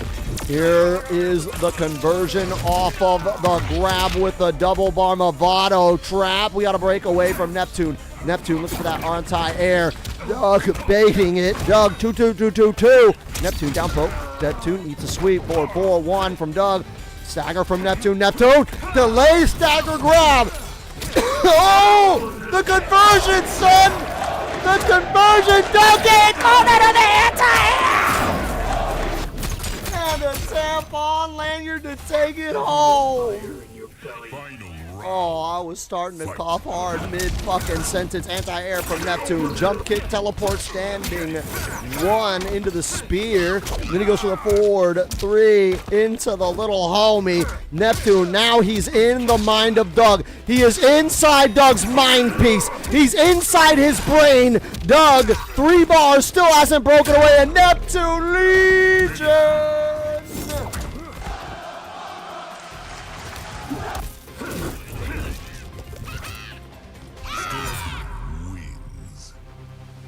My mind's telling me no.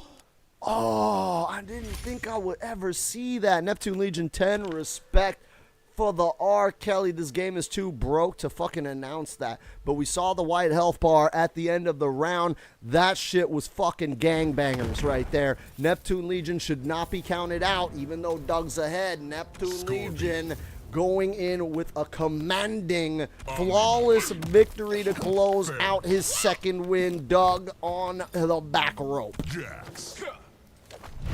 The flesh pits. You seem reasonable. Stand down or die.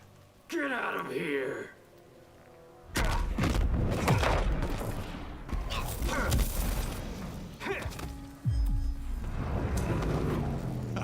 Round 1.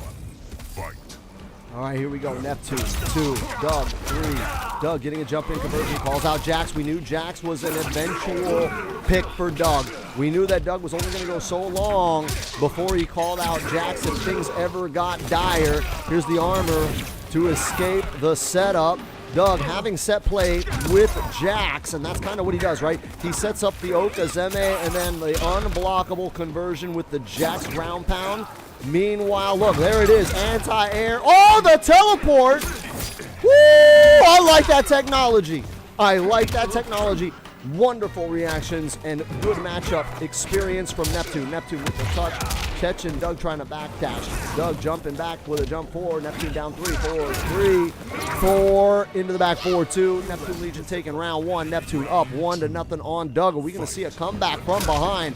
And the air-to-air jump 4, standing 4, back forward 1, 3, 3. Little homie going for the mix-up. Doug not falling for it, reacting in time. However, Neptune goes for the grab, calls out the little homie, gets the little homie conversion for 15%. And we got a wake-up armor from Doug to respond. Doug, after that response, able to get another hit.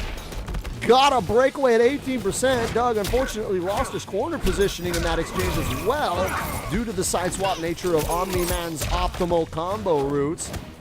So now Doug, with his back to the wall and a life deficit, is trying to mount enough offense to steal this one. Goes to the unblockable Neptune just outside of range. Here comes Jax with the call out. Jax was called out in the face.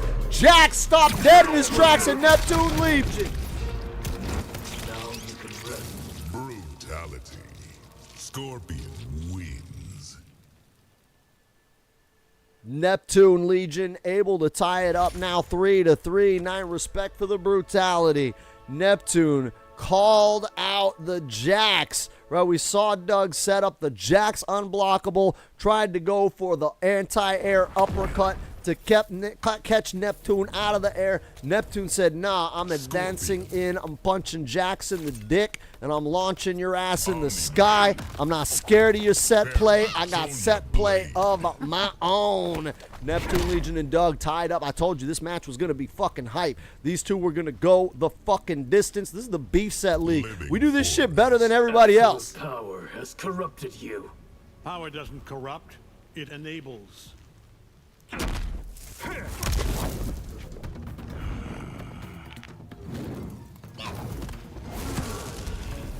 Round 1. Fight. All right, here we go. 3-3, Doug on Neptune. Neptune with back 3. Little homie called. Doug called it out, though. Goes for Sonya. Overhead leg grab. 2-2. Down back 1. Vegeta stands. We're in the air. 2-1-2. Dash. 1-2. Grab. Hard knockdown. 29.9%. Catches at 4-3. Overhead Sonya call on the conversion. Up in the sky. Meterless 31%. Meterless out of Doug. Doug catching that 2-2-2. Hitting the last part of that string. Neutral jump. Up block denied. Got called out with the mid. Doug didn't launch.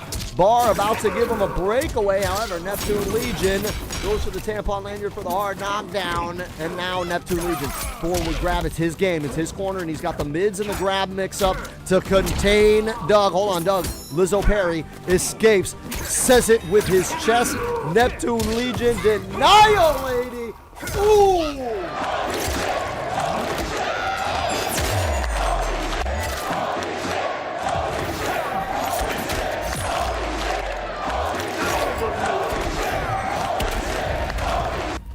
Ladies and gentlemen, even though the game is a joke and hardly ever works and falls apart, we make this shit look fucking exciting. Neptune Legion taking round 1, and now trading dick jabs with Doug. Doug, neutral jump kick, goes to the side swap. Oh, that is a big armored call out. Doug patiently waiting for his opponent to slide into his DM. Doug, 46%.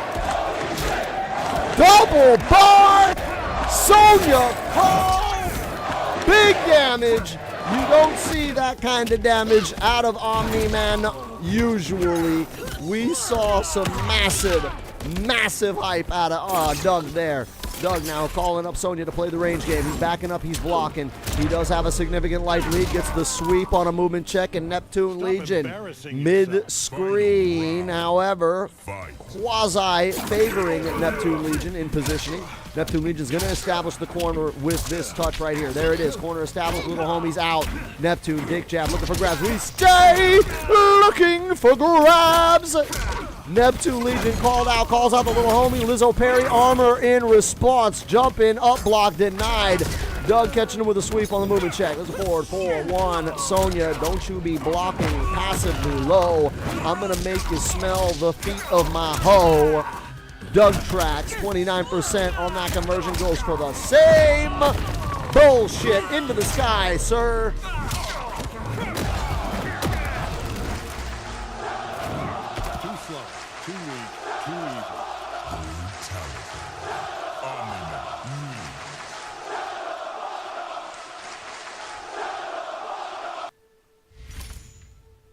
Here we go. 9 respect for the brutality. Omni-Man taking 4 wins on Scorpion. Doug Trax has the lead. It's 3-4. Neptune Legion is in trouble.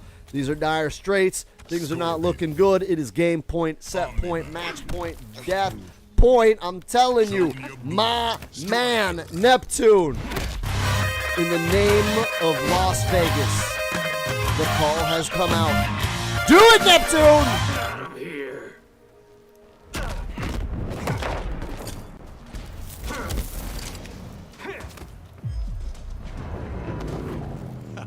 Round 1. Fight. All right, 4-3, Neptune. Doug about to go home a winner. Neptune calls out Striker. We got a grenade in the face. Doug getting launched with that 4-3-1, 4-3-1 again. Drops it in the air with 29%. Goes for a tap on Lanyard. Then calls the cops when things get troublesome.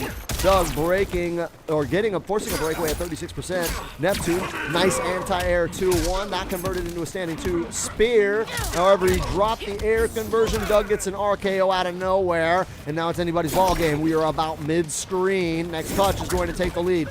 Back 3 into Striker. Neptune Legion advancing in with his pressure. Neptune commanding control of this match, pushing Doug into the corner. Just one more read, one more touch, and he has the corner established. There it is. 4-3-1. Air combo ends it without the side swap. 30% round 1 going to Neptune Legion with the corner control established.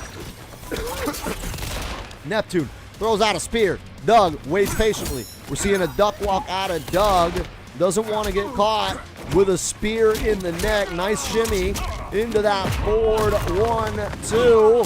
Doug gets the touch and the launch. 35% goes for the forward 4. I believe that is forward 3. Sonya, sorry. Jump kick out of Neptune. Neptune converts spear at 14%. Gets a launch. 30% to end the combo. Goes for a Striker setup. However, Doug with the Lizzo parry to say it with his chest, armors through, gets another touch. This conversion going to end at about 31% 2 bars, 33% 2 bars, and we're at chip death territory. Sonya taking it home. Was it the overhead mix or was it chip? Hard to tell. Pretty close there, if you ask me. Doug, oh, nice neutral duck, we stay. Looking for grabs. Doug out of the air, grabbing him in the ass. Here we go. Ooh, that combo was tight. That was insane. I'm not even mad. I'm not even mad, ladies and gentlemen. This game is stupid and barely works, but occasionally it looks fucking fabulous. Doug with an RKO, establishing a strong life lead. There's a back 3. There's a spear, goes to that forward 3-1. Armor through. He's got the Oki, jumping in, cross up. There's the mid check. He says, stay looking for empty grabs. I will give you nothing. Standing 1, fuck you. I need this life lead.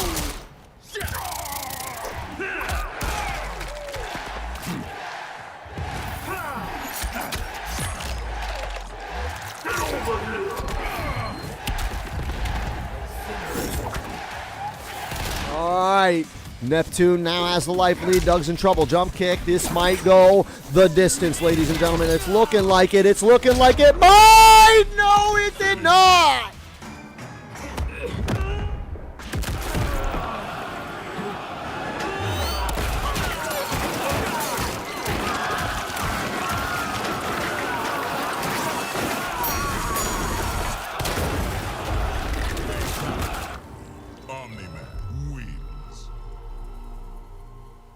Ooh, big pimpin' spending cheese, ladies and gentlemen. You know what that needs. 9 respect for the fatality. Oh, no, it wasn't a brutality. Fatalities are only 8 respect. I fucked that up because I suck at this job. But here's what I don't suck at. Oh, ladies and gentlemen, the winner of this contest with a score of 5-3. This is the second time in a row he's beaten this very opponent. Putting it down for the Teabagger Alliance of the Red and Black Wolfpack. I give you Doug Tracks. Ladies and gentlemen, I'm SoCal Honey Badger. They are Team Trash. This is the motherfucking MK1 Beef Set League. We do this every Friday, Saturday, and Sunday, 5 p.m. Pacific Standard Time to 8 p.m. Pacific Standard Time on twitch.tv/SoCal Honey Badger. More details to be found in the Discord link down below.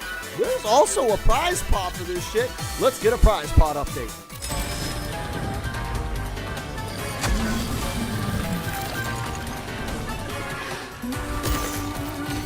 And it's $45 because y'all clown asses are broke. Somebody post that Maturino link. Matter of fact, I will post it myself. Make sure if you're competing, you sign up on the Maturino to be paid. And that if you are appreciating competition, you donate to that Matcherino as well to show the love, ladies and gentlemen. And with that, I'm going to go and find our next competitor.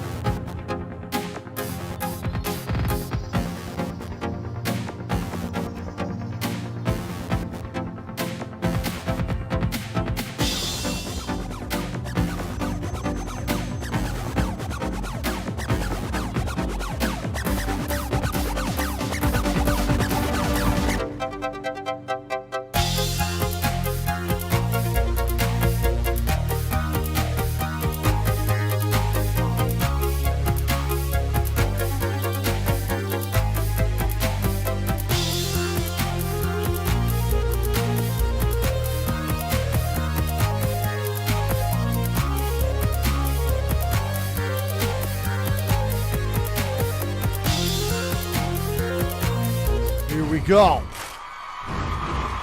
Ladies and gentlemen, boys and girls, children of all ages, the Trash Talk Temple proudly brings to you the motherfucking Beefside League.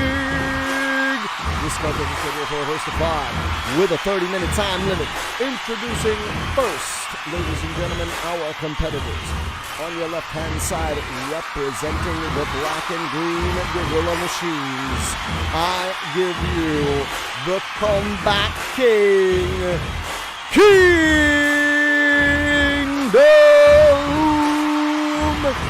And this is an interesting contest because Kingdom's biggest fan is actually stepping in the ring to test his skills against him himself. On your right-hand side, representing the black and red Wolfpack attack of the Teabagger Alliance, let me present to you the Kenshi main. Where is it? There it is, Holy Dragon! Ladies and gentlemen, we are waiting for the competitors to populate the ringside area. Just waiting on Kingdom to get here. It is Holy Dragon versus Kingdom up next. Holy Dragon on your left-hand side. Kingdom, as soon as he gets into the lobby, will be on your right-hand side. I have sent him an invite. There he is. There he is, ladies and gentlemen. Are you ready? Because this match is probably going to go the distance. I anticipate this one going maximum hype, ladies and gentlemen. I expect it. We're going to see it. Tremor, Scorpion. The Hourglass. Each life you take draws your soul closer to the Netherrealm. My motives are no less pure than yours, Ashra.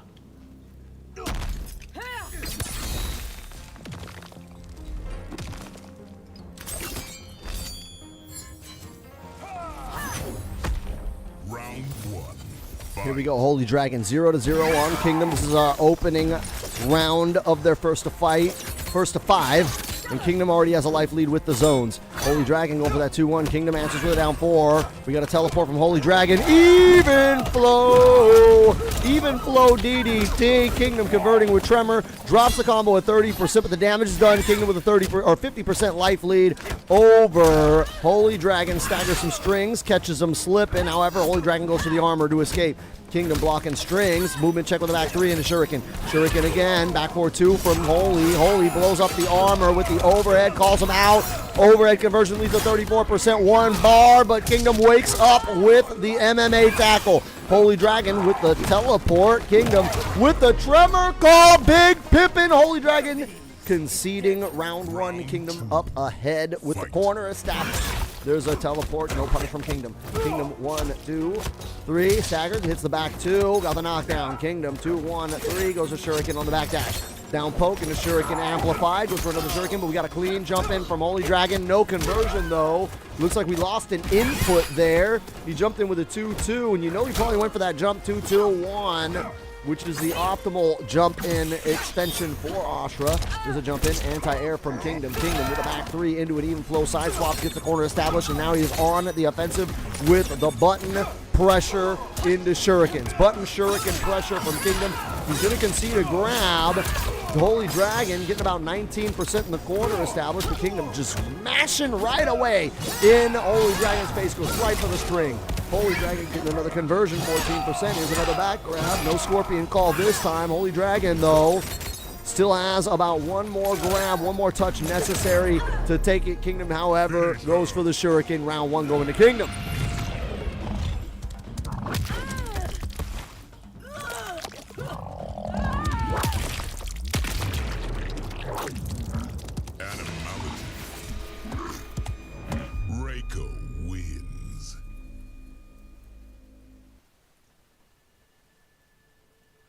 All right, Rico getting the first round. We're going to give him 8 respect for the animality in the name of the culture. But it is Kingdom's game so far. Holy Dragon has respected Kingdom for a while. He's always liked that Kingdom is a very clutch player, and Holy Dragon looked up at that. He's like, I want to have that guy's patience. I want to be as clutch as him, and now he's seeing what it's like to be in the ring against that clutch, because Holy Dragon had that matchup slip between his fingertips. Shao has twisted your virtues beyond recognition. You pontificate on things you don't understand.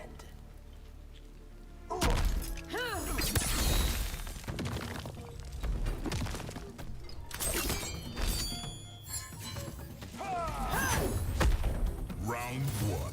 All right, here we go. Kingdom 1, Holy Dragon 0. We got projectiles in the face of Tremor. Kingdom gets his projectiles out, jump in, cross him down, poke, back 4, down 4. Kingdom has a life lead, goes for the zone. Jumping over the teleport pressure from Dragon. Dragon whipping these teleports. There he goes for the yellow teleport. 4, 4, 2, 3. No neutral duck from Kingdom.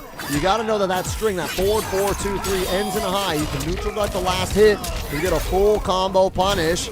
Kingdom says enough with that. I'm just going to armor through and get an armor punish. Kingdom now has wake up. Neutral jump from Holy Dragon, no conversion. Kingdom gets a throw escape. Holy Dragon goes for the amplified. Down forward 3 to convert for 375. And the corner in round 1. The Holy Dragon swapping out to Ashra. There's a 4, 4, 2, 3. Got the launch with Scorpion. Got a launch again. 1, 2, 2. Back forward 2. 36.2%. Teleports around to keep his positioning. However, Kingdom gets an even flow DDT to side swap. There's a slide and another even flow. Kingdom establishes full corner control, and now he's on the pressure. On the pressure with a life lead. Jump in, cross up, down 4, looking for that grab. We stay looking for grabs. Holy Dragon blowing up the grab with a neutral jump. Gets 42% on the conversion. Here we go. That is that. That is death. What? No, it isn't death. We got an overhead, though, and Holy Dragon is back in this. Ashra wins. Just because I said Holy Dragon is a fan of Kingdom, that does not mean that Holy Dragon did not do his homework and study his opponent and learned this matchup. Holy Dragon is like, yeah, you know what? Here's the deal with Kingdom. Fuck that guy. Even though I'm his biggest fan and even though I like to watch him, I like to watch him lose when it's against me. Holy Dragon tying it up. Kingdom gonna have to put an exclamation point down on that victory and get a lead reestablished because Holy Dragon is coming for that ass. A demoness will be a worthy opponent. This demon will be your end.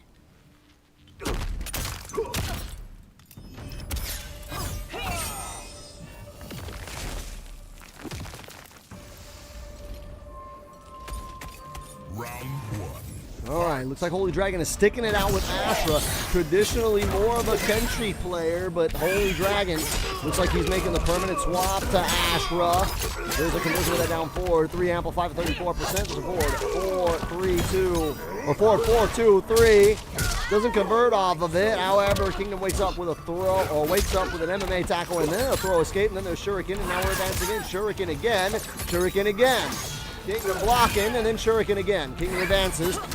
just outside of range of that. Teleport, here's an even flow, raw even flow, and then Shuriken again. Kingdom blocking the offense. No, goes for the teleport, or goes for the Shuriken. There's a teleport. No punish, though. He got a hit, but he had the armor. There's the overhead. No conversion off the overhead. Overhead into the down forward 3. Into the hard, or up block to blow up the jump in.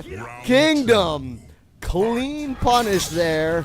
Held his composure and got round 1. Jump in. Now we're blocking. Back 3, Shuriken.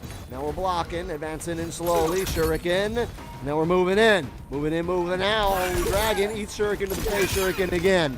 Shuriken again! And Kingdom, very solid zoning. Pushing his opponent slowly but surely into that corner. He wants to be like a wall, right? Not allowing Ashura to get past him. And he just has a wall of blades and knives and Shuriken again. Pushing his opponent theoretically, optimally into the corner. However, Holy Dragon able to get out of the corner, then jumps in with a cross up, grabs Scorpion, conversion, spends a bar 25% off of the grab. Holy Dragon, though, finds himself back with his back to the wall against Kingdom, a grappler with good mids.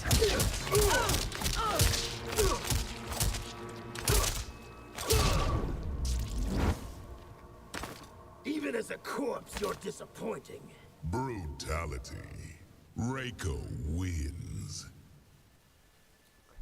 I told you guys not to count Kingdom out. Don't count Holy Dragon out either. But Kingdom has come in for blood. It's 2-1. Holy Dragon's rally was going to be short-lived if Kingdom had anything to say for it. Kingdom now back in the driver's seat. It is a 2-1 advantage. Kingdom looking to get 3 more unanswered wins to take this one all the way to the paycheck window. Holy Dragon looking to stop the momentum here and reclaim some of his lost ground. It's first to 5, people. Throwing Outworld into chaos. From it will rise a shining new order.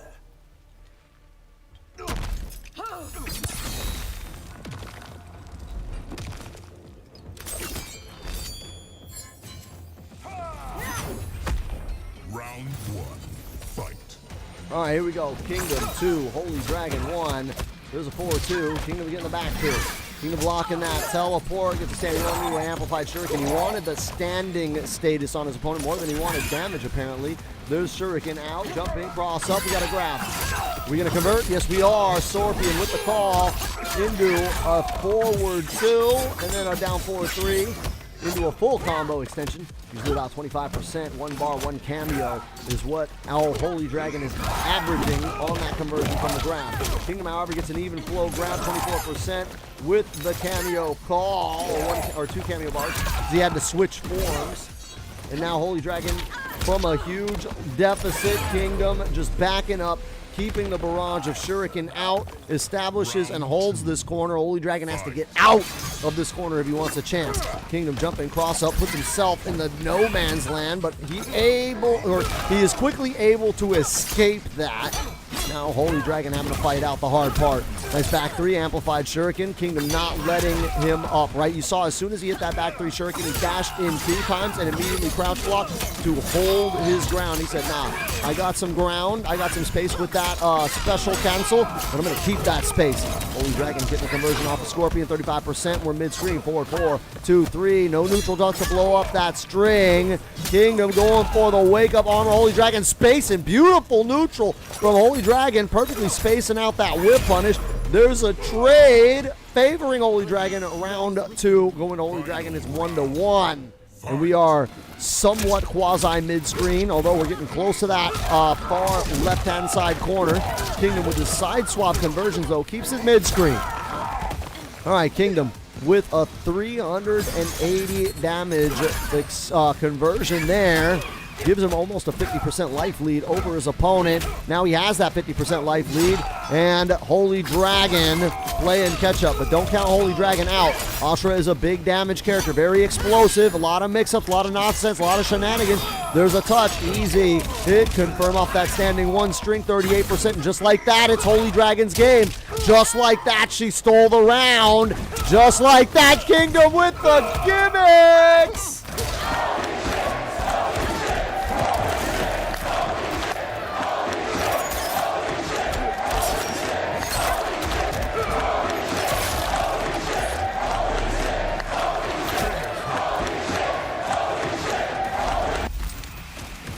Kingdom now up 3-1 on Holy Dragon. Good God Almighty. I told you guys he's the king of clutch.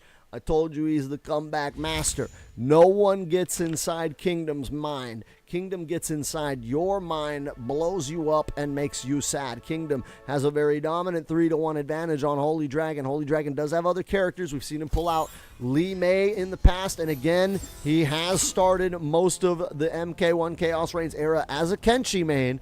Ashra being his character this season. Is he going to stick with Ashra, or are we going to see something else out of Holy Dragon? No. Ashra seems to be the pick and the call. Holy Dragon was able to get one round, so he's saying, you know what, I got one.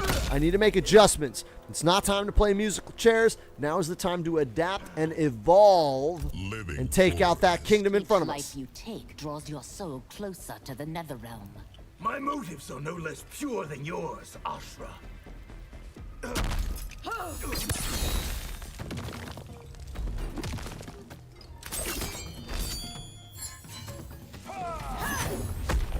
Round 1. Fight. All right, here we go. Kingdom 3-1 on Holy Dragon. Holy Dragon with that back forward, too. Goes for a whiff standing, too. Kingdom's just waiting it out. Amplified Shuriken and Shuriken again. Kingdom has a life lead. There's some more Shuriken. Go for the teleport from Holy Dragon. Cancels the teleport. Got the call out. Scorpion to add on. 34%, 1 bar, 1 cameo. Good damage from Holy Dragon. He's got a life lead. Got a touch there. Standing 4. Down 4-3. Into Scorpion. Nice 41% on another touch. Just deleting Kingdom's health bar. Kingdom got a conversion. Drops it. And now Holy Dragon goes right back into the offense. 4-2, down 4-1 on Wake Up. Kingdom had no choice but to eat the chip and concede the round. However, Kingdom has another early life lead. And these characters are two diametrically opposed fighting styles, right? Kingdom, low damage, but constant offensive pressure. Whereas Holy Dragon, high damage, but not a lot of ways to open you up. She's really got to have solid neutral and good fundamentals to get those big, high damaging openings, right? So it's coming down to who's going to get the first big hit or who is going to keep getting the bunch of tiny little hits. So far, Kingdom with a bunch of little tiny hits takes this one easy, handily with an anti-air into a standing 3. Round 2 going to Kingdom. It's 1-1. Fight.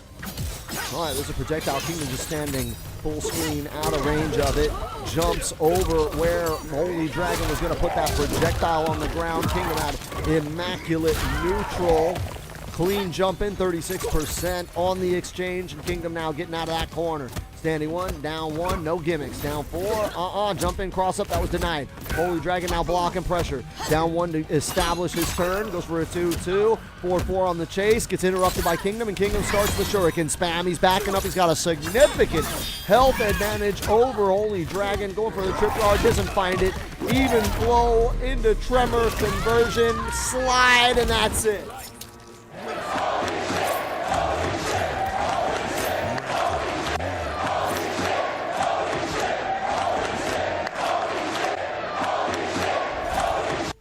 All right, people, it is now game point, set point, match point, death point. Holy Dragon up 4-1, or down 4-1 on Kingdom. Did I just give him 10 respect? My bad. He's supposed to get 9 respect for the brutality. But Kingdom is on the verge of shutting down Holy Dragon, and this is an interesting matchup because I remember in the MK11 days, Holy Dragon used to have his way with Kingdom, and now the tides have turned, and it is Kingdom dominating Holy Dragon in a new world in this new MK1 era. Interesting to see Kingdom's growth as a player. That doesn't mean that Holy Dragon is any slouch. Holy Dragon, he's on death point, but he's been here before and he's made these comebacks before, so I wouldn't count him out. Holy Dragon can still come back. He's thinking about his cameo right now. Kingdom selected Tremor. Let's go. Enough of others judging me. Then perhaps you should have made different choices.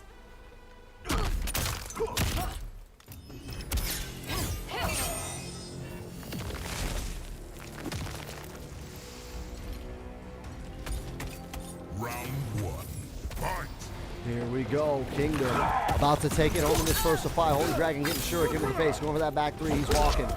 Nice knee. Raw knee to the nugget. launching that bitch. We're looking at 2 bars for 37%. Goes for a teleport cancel from Kingdom, or from Holy Dragon, but Kingdom not falling for it. Kingdom just blocking the mix-up. Didn't block that 2-2-3. We had a Scorpion to follow up, 35% with the corner established. Dig jab, dig jab, dig jab all day. Kingdom, the master of taking advantage of those dig jabs. He knows that if he can get you to block a certain number of those, you are open to grabs, and that was just what we saw there. Dig jab into a grab after he forced the block. 34% on that conversion, and then it was just a bunch of spammed shuriken and shuriken again. Round 1 going to Kingdom. Kingdom string to win. Down 4, goes for the back 4. Down 4 into a shuriken. Down 3, that gets blown up by the armored teleport. And now Holy Dragon getting the conversion. 33%, 1 bar, or it looks like 2 bars in a Scorpion call. There's another 1 bar in a Scorpion call for 37%. Kingdom getting that forward. 4, 2, 3. No follow-up there. Neutral jump. 2, 2, 1. 13%. Round 2 going to Holy Dragon. Holy Dragon, like I said, don't count him out. This is it. It's do or die. If he wins this match, he's still in it. If he loses, Kingdom is taking home the W. There's a staggered jab. 1 jab into a grab. The power of 1 jab. Jump and empty jump into a down poke, then some down pokes into shuriken, converts off of tremor, drops it at 12%, and puts himself in the corner, but he does have a life lead, so he can afford those kind of mistakes, as long as that's the only mistake that he makes. 25%, 1 bar, 1 cameo from Holy Dragon. Holy Dragon backing up, trying to give Kingdom all the breath and room he needs to hang himself, because Holy Dragon knows he's 1 touch away from being right back in this, 2 touches away from taking it home. Here we go. There is the call out. Bar spent. 1, 2, 2, back forward 2. 37% goes for the overhead. Gimmicks denied.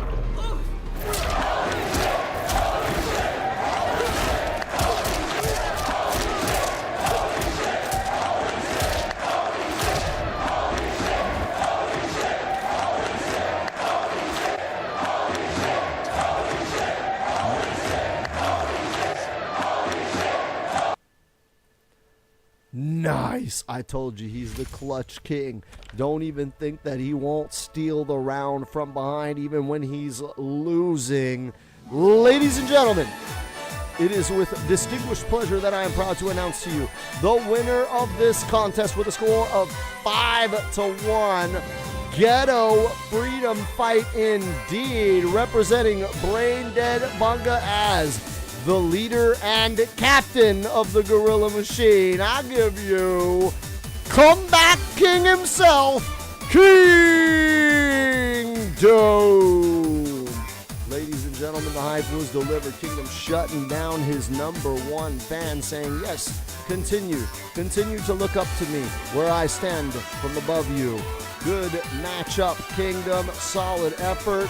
Let's go into our next contest. This one's going to be a fucking doozy.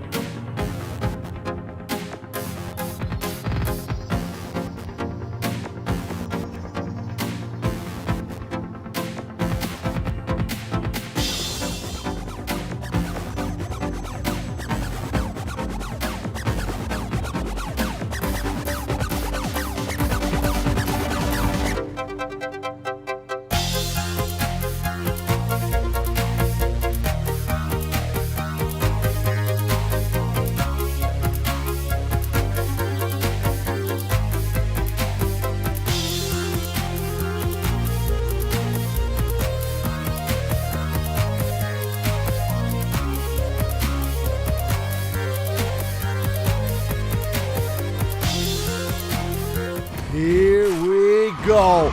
Ladies and gentlemen, we actually didn't have a main event scheduled for today because I saw this match and I was like, you know what? Let's go ahead and give these 2 competitors all the room they need.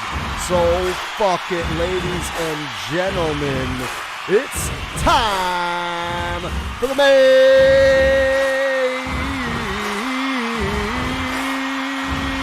event. And this contest is scheduled for a first to 5. Introducing first our competitor on your right-hand side. We still don't have an intro for it. I've had a rough week, but when the holidays are over, we'll have one ready. I give you Saturn! And the opponent on the right-hand side, representing the top-tier temple, getting his salty, sweaty run back. He's been defeated before. He does not want to hold 2 L's. I give you the killer bee himself, R.M. Jago. Do know that he played Sector in Season 1, but he may not play Sector in this season. And let's get those proper names up there. It is Saturn versus R.M. Jago, the T-Baggers Alliance versus the top-tier temple. It's yellow versus red. Actually, she rocking Tanya, so it's yellow versus yellow. We got Tanya Sonya. We've seen that from Saturn before. She's also very adept with Tanya Motaro, among others. She kind of plays Tanya with every cameo.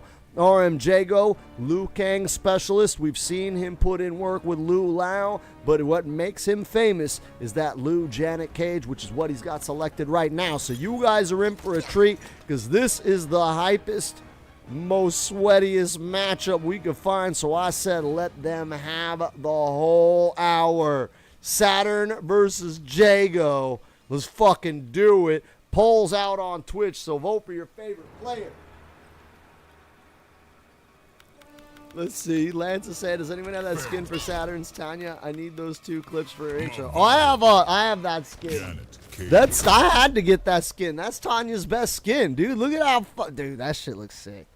Bro, you can't tell me Tanya don't look fucking sick in that skin. That's her best skin. I had to buy it. It was $5. I had to get a dragon crystal. Look, they're taking their time. She's making him wait. Citadel. The Umgadi's vigilance is a boon to Outworld. Do you say that to bias me in your favor?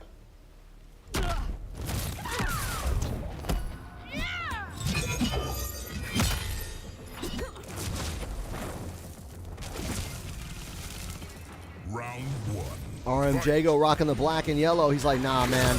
You need to change your costume, Saturn. Saturn with that standing at 3. The teleport cancel off the Hindu. Stance goes for the sweep. We got a sweep from R.M. Jago. Jago trying to keep the pressure going with that overhead. Uses the plus frames to back up. Goes for the overhead again. Advances in. Low dragon. No panache there. Got called out. Saturn standing 3. Full screen. Goes for the teleport cancel at 121% before the drop. There's a 3 grab into an amplified cannon drill before R.M. Jago breaks away. R.M. Jago now at a life deficit. We are looking at 7-2-1-2 health bar for Saturn. R.M. Jago sitting at a very sad 300 health. R.M. Jago now eating projectiles, eating Movado pressure. And Saturn can casually walk away and charge up Hindu stance. Jago with the amplified projectile. Gets for a low projectile. There's a jump in. There's a launch. Drops the combo. Very sad combo drop there from R.M. Jago. This gives Saturn the advantage, 1-0 on R.M. Jago. Jago's blocking. Jago's waiting. He's trying to find an opening, but Saturn very, very adept at the spacing. She knows where she needs to stand to get a button out to keep the pressure going and keep R.M. Jago waiting, and that's how she can get these movement checks. Nice conversion of 36% with the corner established, and now she can kind of sit and patiently play the poke and string trade game because she's got the corner, she's got the life lead. We got 64 seconds on the clock. She can do this all day, Big Pimpin', all day. Drops at a 25%, but yo, R.M. Jago having to just look superfied in this corner. Oh, holy shit! Nice micro jump or duck from R.M. Jago. Gets a 21% conversion, and now we are back in business. Blue Dragon, we got a launch. 3-3-3, Red Dragon, here comes Jeanette. Red Dragon and R.M. Jago at 38% with the corner established. Looking for that Swami parry, and yes, Saturn taking it home.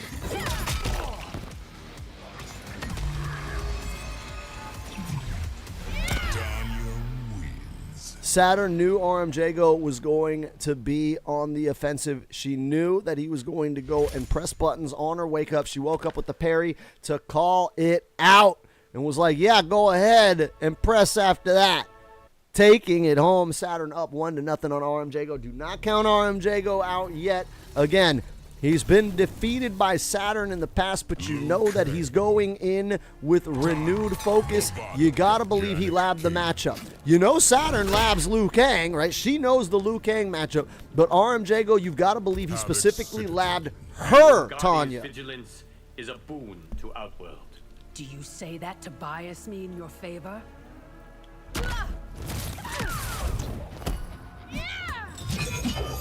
Round 1. Fight. All right, Saturn now goes for the Hindu stance. Gets a full Hindu stance. Teleport is active. However, RMJago getting that overhead. 3, 2, on wake up. Nice jump in. Staggers. Stagger called out with a 1-2 into a cannon drill. Then a teleport to convert for 26%. Drop there, but she's got the corner. And nice parry cancel to absorb a projectile and keep on moving. There's a 4-2-1-1. She's waiting. 4-2-1-1 again. That gets crossed up. Jago has the corner. Calls out Janet. Here we are. 3-3-3. Red Dragon for 30% even. Does not convert further. He's waiting to get that full bar. Right, that's what Jago wants. He wants to get Saturn in the corner with her back to the wall, and he gets one touch, and then he can call out Janet and do the chip pressure nonsense and steal one for her. So she's got to be wary of the back grab. She's got to watch out. Uh-oh, she put herself in the corner. He got the throw escape, and this is where RMJago wanted her.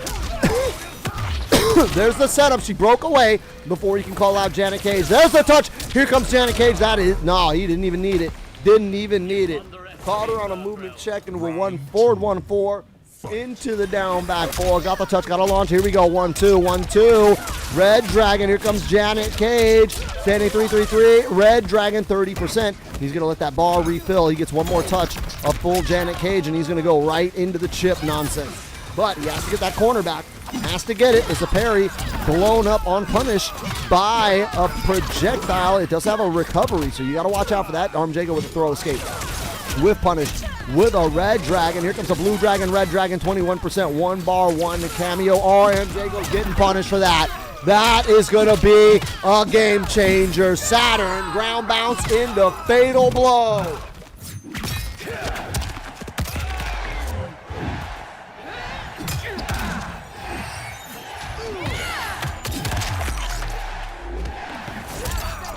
Saturn now with a substantial life lead. RMJago playing the waiting game. He's got to find an opportunity to get in. He's got to be careful not to get blown up by these projectiles. Janet protecting him. There's the trade favoring Tanya. Saturn up 1-1 now against RMJago. RMJago, be careful with these zones. Saturn, parry, blocking, blocks the Red Dragon, does not block the follow-up hit. RMJago with a clean jump in on the projectile counter. RMJago 3-3-3, Red Dragon, that drops! That dropped! Are you kidding me? 27%. RMJago now with a substantial life deficit, and Saturn with the cross-up off the teleport gets a grab and keeps the pressure going on wake up. RMJago staggered. No, he does not. He finishes the string. We got to get up reversal from Saturn to get the parry activate, or the teleport active from her parry stance. Tries to advance on Jago. Sweet. Catches him moving with a movement check. 4-2-1-1-2. RMJago knows now that he can press. Sweep. We got a knockdown. RMJago back grab. Cannot convert off of this one. No combos off this, but it does give him better positioning, and now he wants to advance in. Jago clean jump in.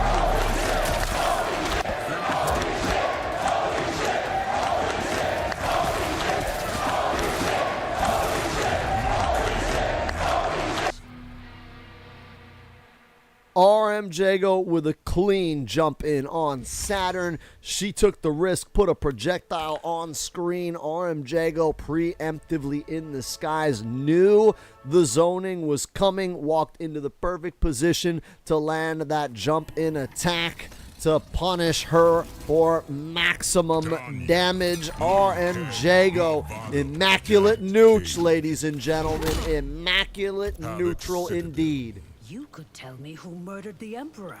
To do so would disrupt the proper flow of history.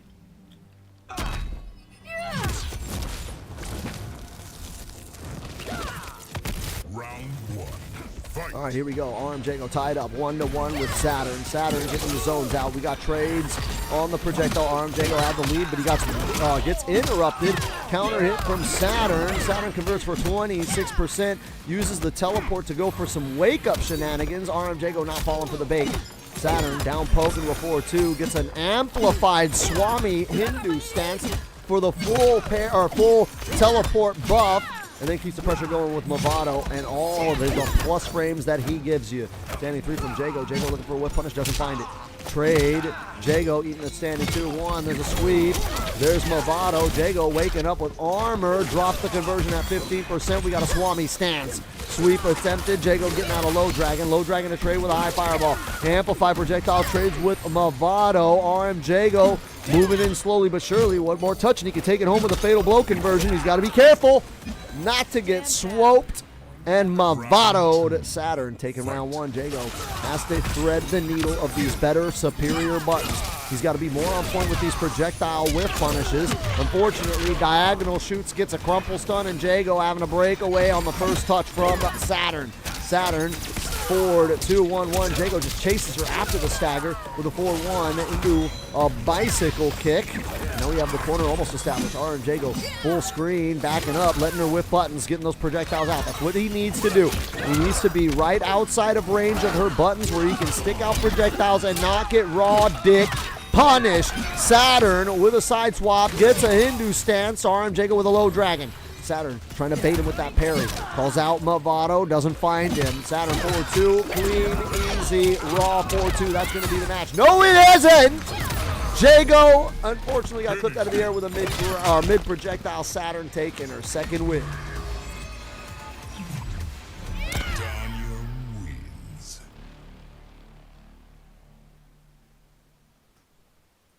All right, this is familiar territory for Saturn. Saturn is up 2-1 on RM Jago, and Saturn has kind of been an unstoppable force in the Beef Set League. Right, everybody that we put up against her, she has demolished. Saturn is a player that I would definitely have in my notebook, penciled in as strong, solid contender for the belt, ladies and gentlemen. And if Coleslaw is unable to defend the belt at the end of the season, she has a strong possibility of just outright being the champ at the end of 2024. Ladies and gentlemen, Saturn's got to get through RM Jago to do it. The Umgadi's vigilance is a boon to Outworld. Do you say that to bias me in your favor?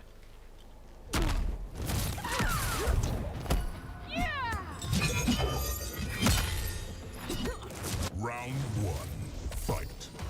All right, Saturn up 2-1 on Jago. Here we go. We got projectiles. Mid projectile. We got a knockdown. Movado getting punished though. Swami stamps to get through the projectile sweep on deck. 4-2. 1 into the teleport. Just keeping RM Jago in the blender. There's a cannon drill. Movado to convert. She tries to advance to follow up. However, Jago gets a projectile out to interrupt. There's a 4-1, 4-4, staggers, wait, sweep, knockdown, standing flurry, forces the standing block on her wake up, and then goes for the grab mix up RM Jago. He's like, yeah, I'm going to make you wait for that overhead.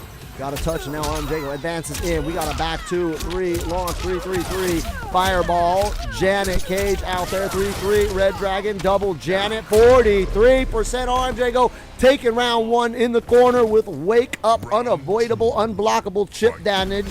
Saturn unable to get up and survive that. RM Jago timed it perfectly, put her in a checkmate position, and cashed it out. Now RM Jago sitting on this corner, and he is not going to let her out. Liu Kang is an absolute monster when he has corner control. He's got good mix. He's got, or not good mix, but he's got solid pressure and good mids. Not mix, mids. With a decent enough grab game, but really, RM Jago capitalizes hard on this with that Janet Cage corner pressure. We haven't seen it yet, but we may see it now. He's about to get a full bar Janet Cage. There we go. He converts off of the armor. Here we go. 3-3. Blue Dragon drops it. Saturn wakes up with a string into fatal blow, and Jago gonna punish that handily.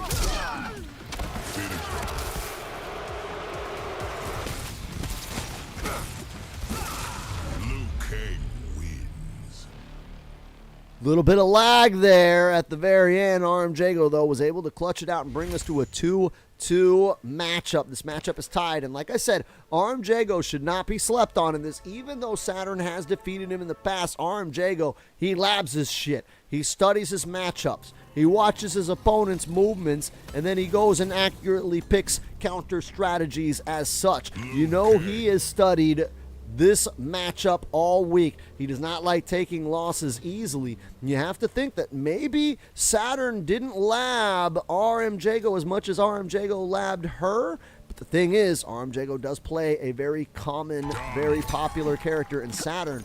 Playing more of a dark horse pick with Tanya, even though she is considered one of the stronger characters in the game, she's still not as popular as Liu Kang until you get to the higher ends of Combat League.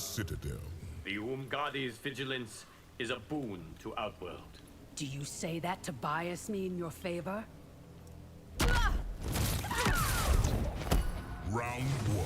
All right, here we go. RM Jago versus Saturn tied up, and I told you this one was going to go the distance. I told you. I text Toad before the stream started, and I was like, dude, I say we just let Saturn and RM Jago rock for the end of the stream. Let that be the main event, and let them have that whole hour. Let these two just fucking battle. And right now we are getting a battle. It is 2-2. I told you these two are a lot more evenly matched than you would let their records lead you to believe. RM Jago sweep to blow up the Swami stance. Dick jab from Saturn. Saturn gimmicks into Sonya. Got the mix up. Hits that forward 4. Converts into Sonya. There's another standing 4 into a Chun-Li. 29%. And now she is absorbing projectiles. RM Jago with a jump in. Jump in denied. Back 2-3. He goes for that high. Got to be careful. She's going to call that out with a neutral jump or a neutral duck eventually. Calls out Sonya. We got to jump in, though, to get through the needle.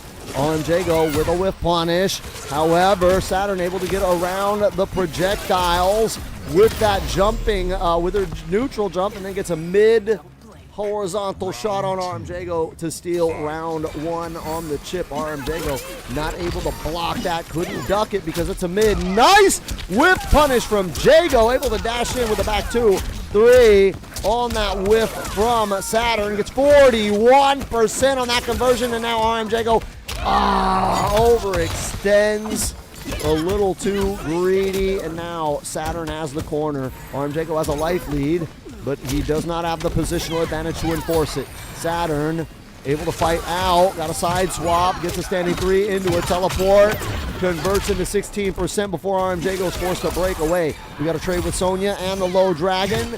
RM Jago gets hit with a sweep. Forward 2-1-1 into a teleport. Forward 2-1-1 cannon drill. Sonya to grab amplified cannon drill to grab Chun-Li. 35% on that exchange from Saturn Jones. RM Jago, huge life deficit, stuck in the corner, thinking about his life's mistakes. Saturn says, yeah, you made a lot of mistakes.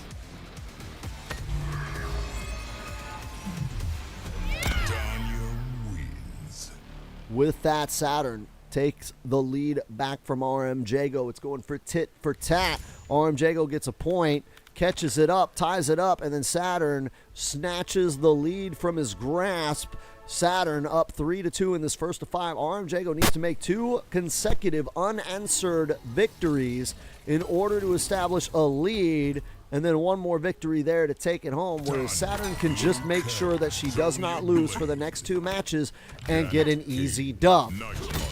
I would like Raiden to train with the Umgadi. We'll teach him to fight like a woman.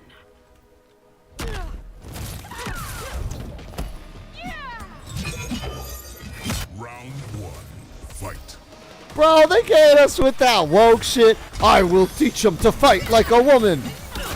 Fucking get the fuck out of here, Tanya. No, no, no. Just because you have the lesbian army. I'll tell you what, I want Saturn to teach me how to fight like this, right? If this is how Saturn fights, gender notwithstanding, we all should take notes of the Umgadi. Right? There's a 4-2-1-1 into Sonya. That's staggered, or not staggered, that's plus frames that RM Jago respects. RM Jago, however, not able to avoid the mix-up there. getting caught out. Spins the bar on a cannon drill, drops it at 21%, gets a sweep. Here we go, 4, 2, 1, 1 into Sonya. Catches him on the plus range movement check with that standing 3. She didn't commit though, but she got enough intel to know that he'll press. So she may try to go for that off of those plus frames again. However, RMJago armor into Janet, 18%. Wall carry, gets a forward grab. RMJago can enforce this corner now. He needs another touch to get the life lead, and then one more touch to win it. Unfortunately, the last touch going to Saturn. Saturn, firm grasp of this corner, and the round. Saturn looking majestic in her victory here. RMJago 20%, 2 fireballs and a cameo. He's blocking the zones, trading with Sonya. There's a standing 3 teleport into a grab from Saturn. Big mix-up potential from that teleport. That teleport gives a lot of people post-traumatic stress disorder for Mortal Kombat X. There's that teleport gimmicks into Sonya overhead, forces the breakaway from Jago. Jago was like, fuck, man, where is she hitting me from?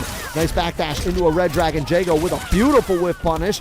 Gets a touch. He's still at a life deficit. Now establishing the life lead.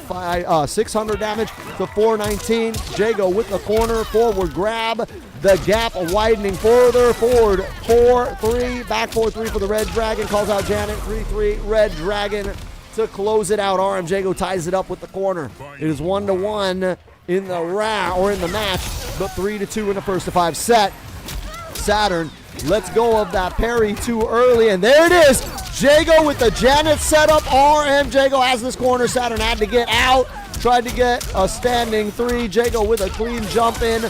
Calls her out. Gets her in the corner. Now RMJago playing mix-up games with a standing 3. 2 into the overhead. RMJago, though, getting clipped in the corner. Saturn, big conversion, drops it to 24%. So not a big conversion. Fatal blow on deck. She's got full Hindu stance applied. Teleports up. Jump off of the teleport. Hold on. Stagger into forward 4. RMJago ties it up.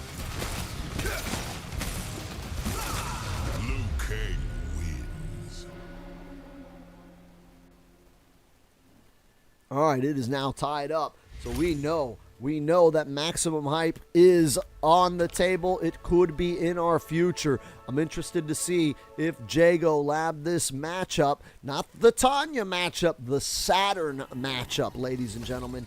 Did he lab this to overcome his demon? Because Saturn was sitting pretty last time they fought, and she demolished him. Now you know he did not sit happy on that. Saturn showing us some of her cameo repertoire. Or is she going back to Sonya?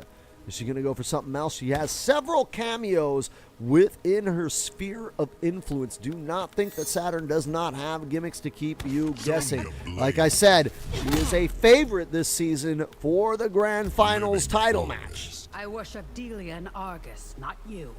Nor would I have it otherwise.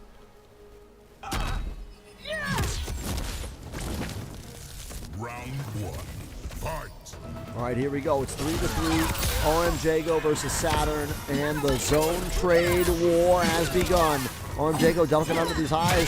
No whip punish there. Couldn't get it back forward. 3 on those strings. But now Saturn gimmicks into the teleport mix-up into the Sonya leg grab. So now Saturn has the life lead, and she is just absorbing these zones, baiting Jago to try to do something about it. 4-2, back up into a sweep. 4-2, 1-1-2. RMJago now takes his turn. Sweep to steal it. Goes for the overhead. Does not cash out the plus frames.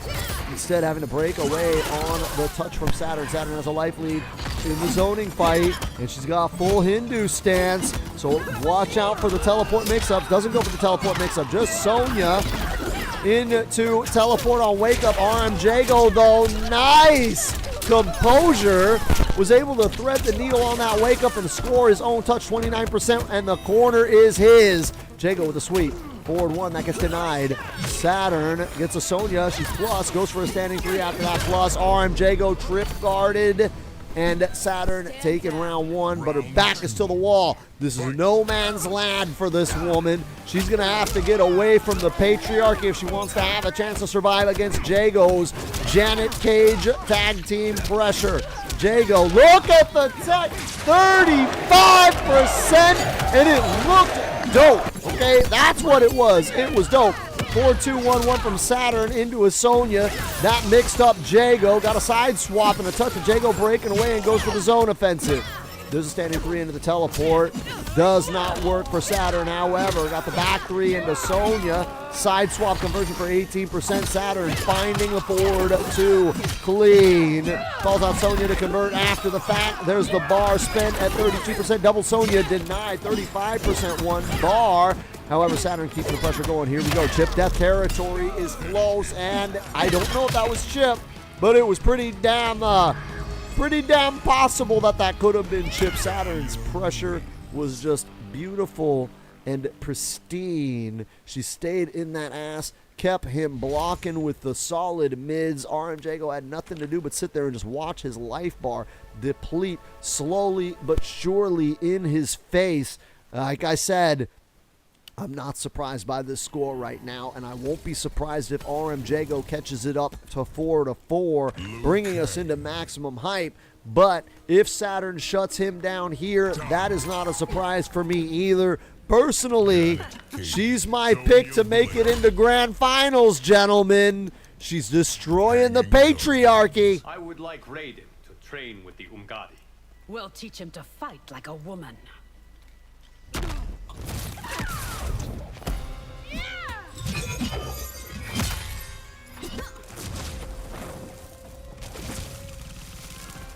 Round 1. Fight. All right, Saturn looking to shut down Jago with the purple Tanya.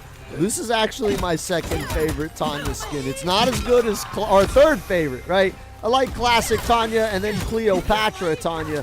But before we got Chaos Reigns, this was Tanya's best skin. It's not hot, though. It's just evil. I like the evil look of it, but it's not as sexy as the other two, and I will always default towards sexy as my #1 priority. You guys know me. Jago looking for a sexy conversion of 19% with a wall carry. We're blocking, getting a full Swami stance after eating projectile. Standing 3 from max range, and we are trading projectiles, but Saturn has the advantage. Standing 3 into teleport, full screen, one-touch conversion. Round 1 going to Saturn off a 31% conversion. This is it. Do or die for Jago. Jago has to win this round. It's not even that he has to win the match. He has to win this round or done, right? It's over.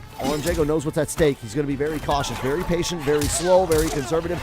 Wait for an opening, pick his spots, and then take advantage to the maximum potential. But you see the defense. You see the throw escape. Jago knows one mistake, and he is out.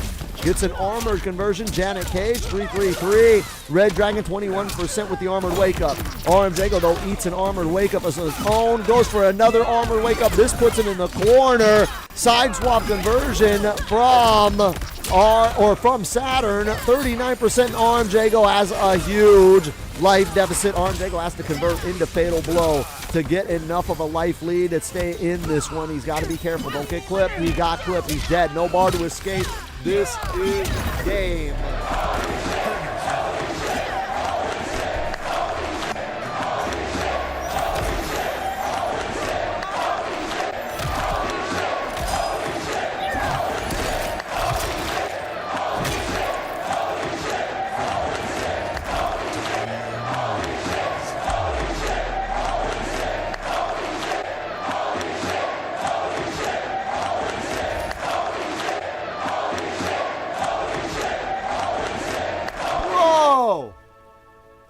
Bro, Saturn with the clean out.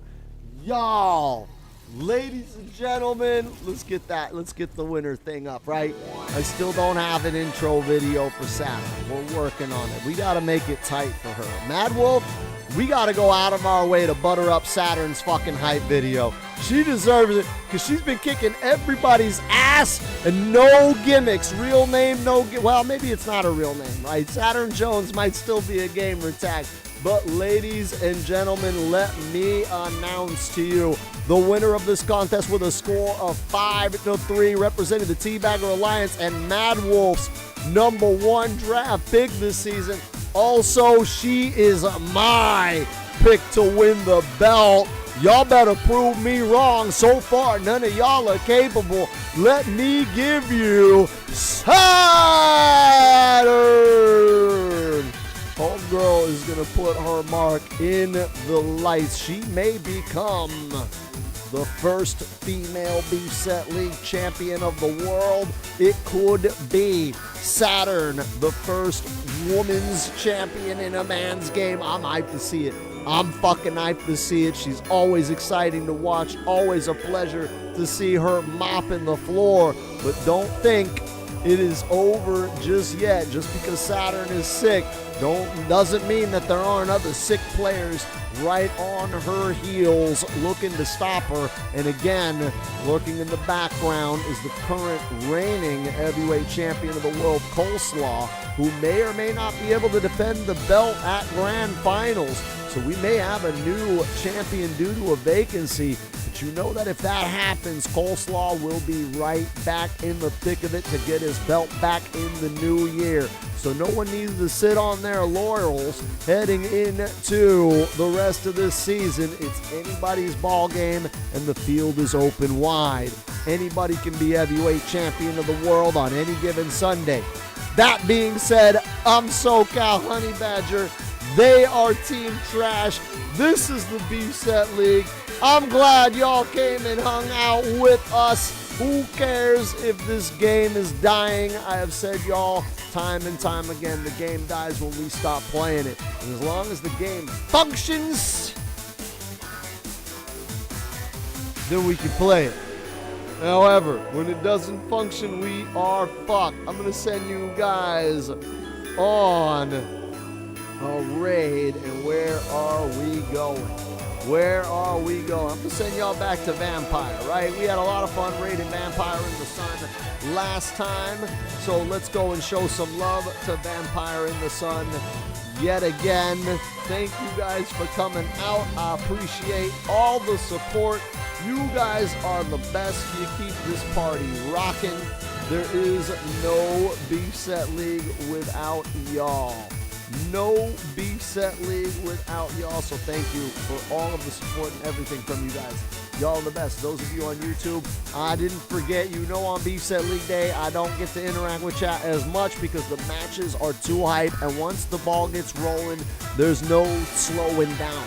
We just go until the main event for the maximum hype.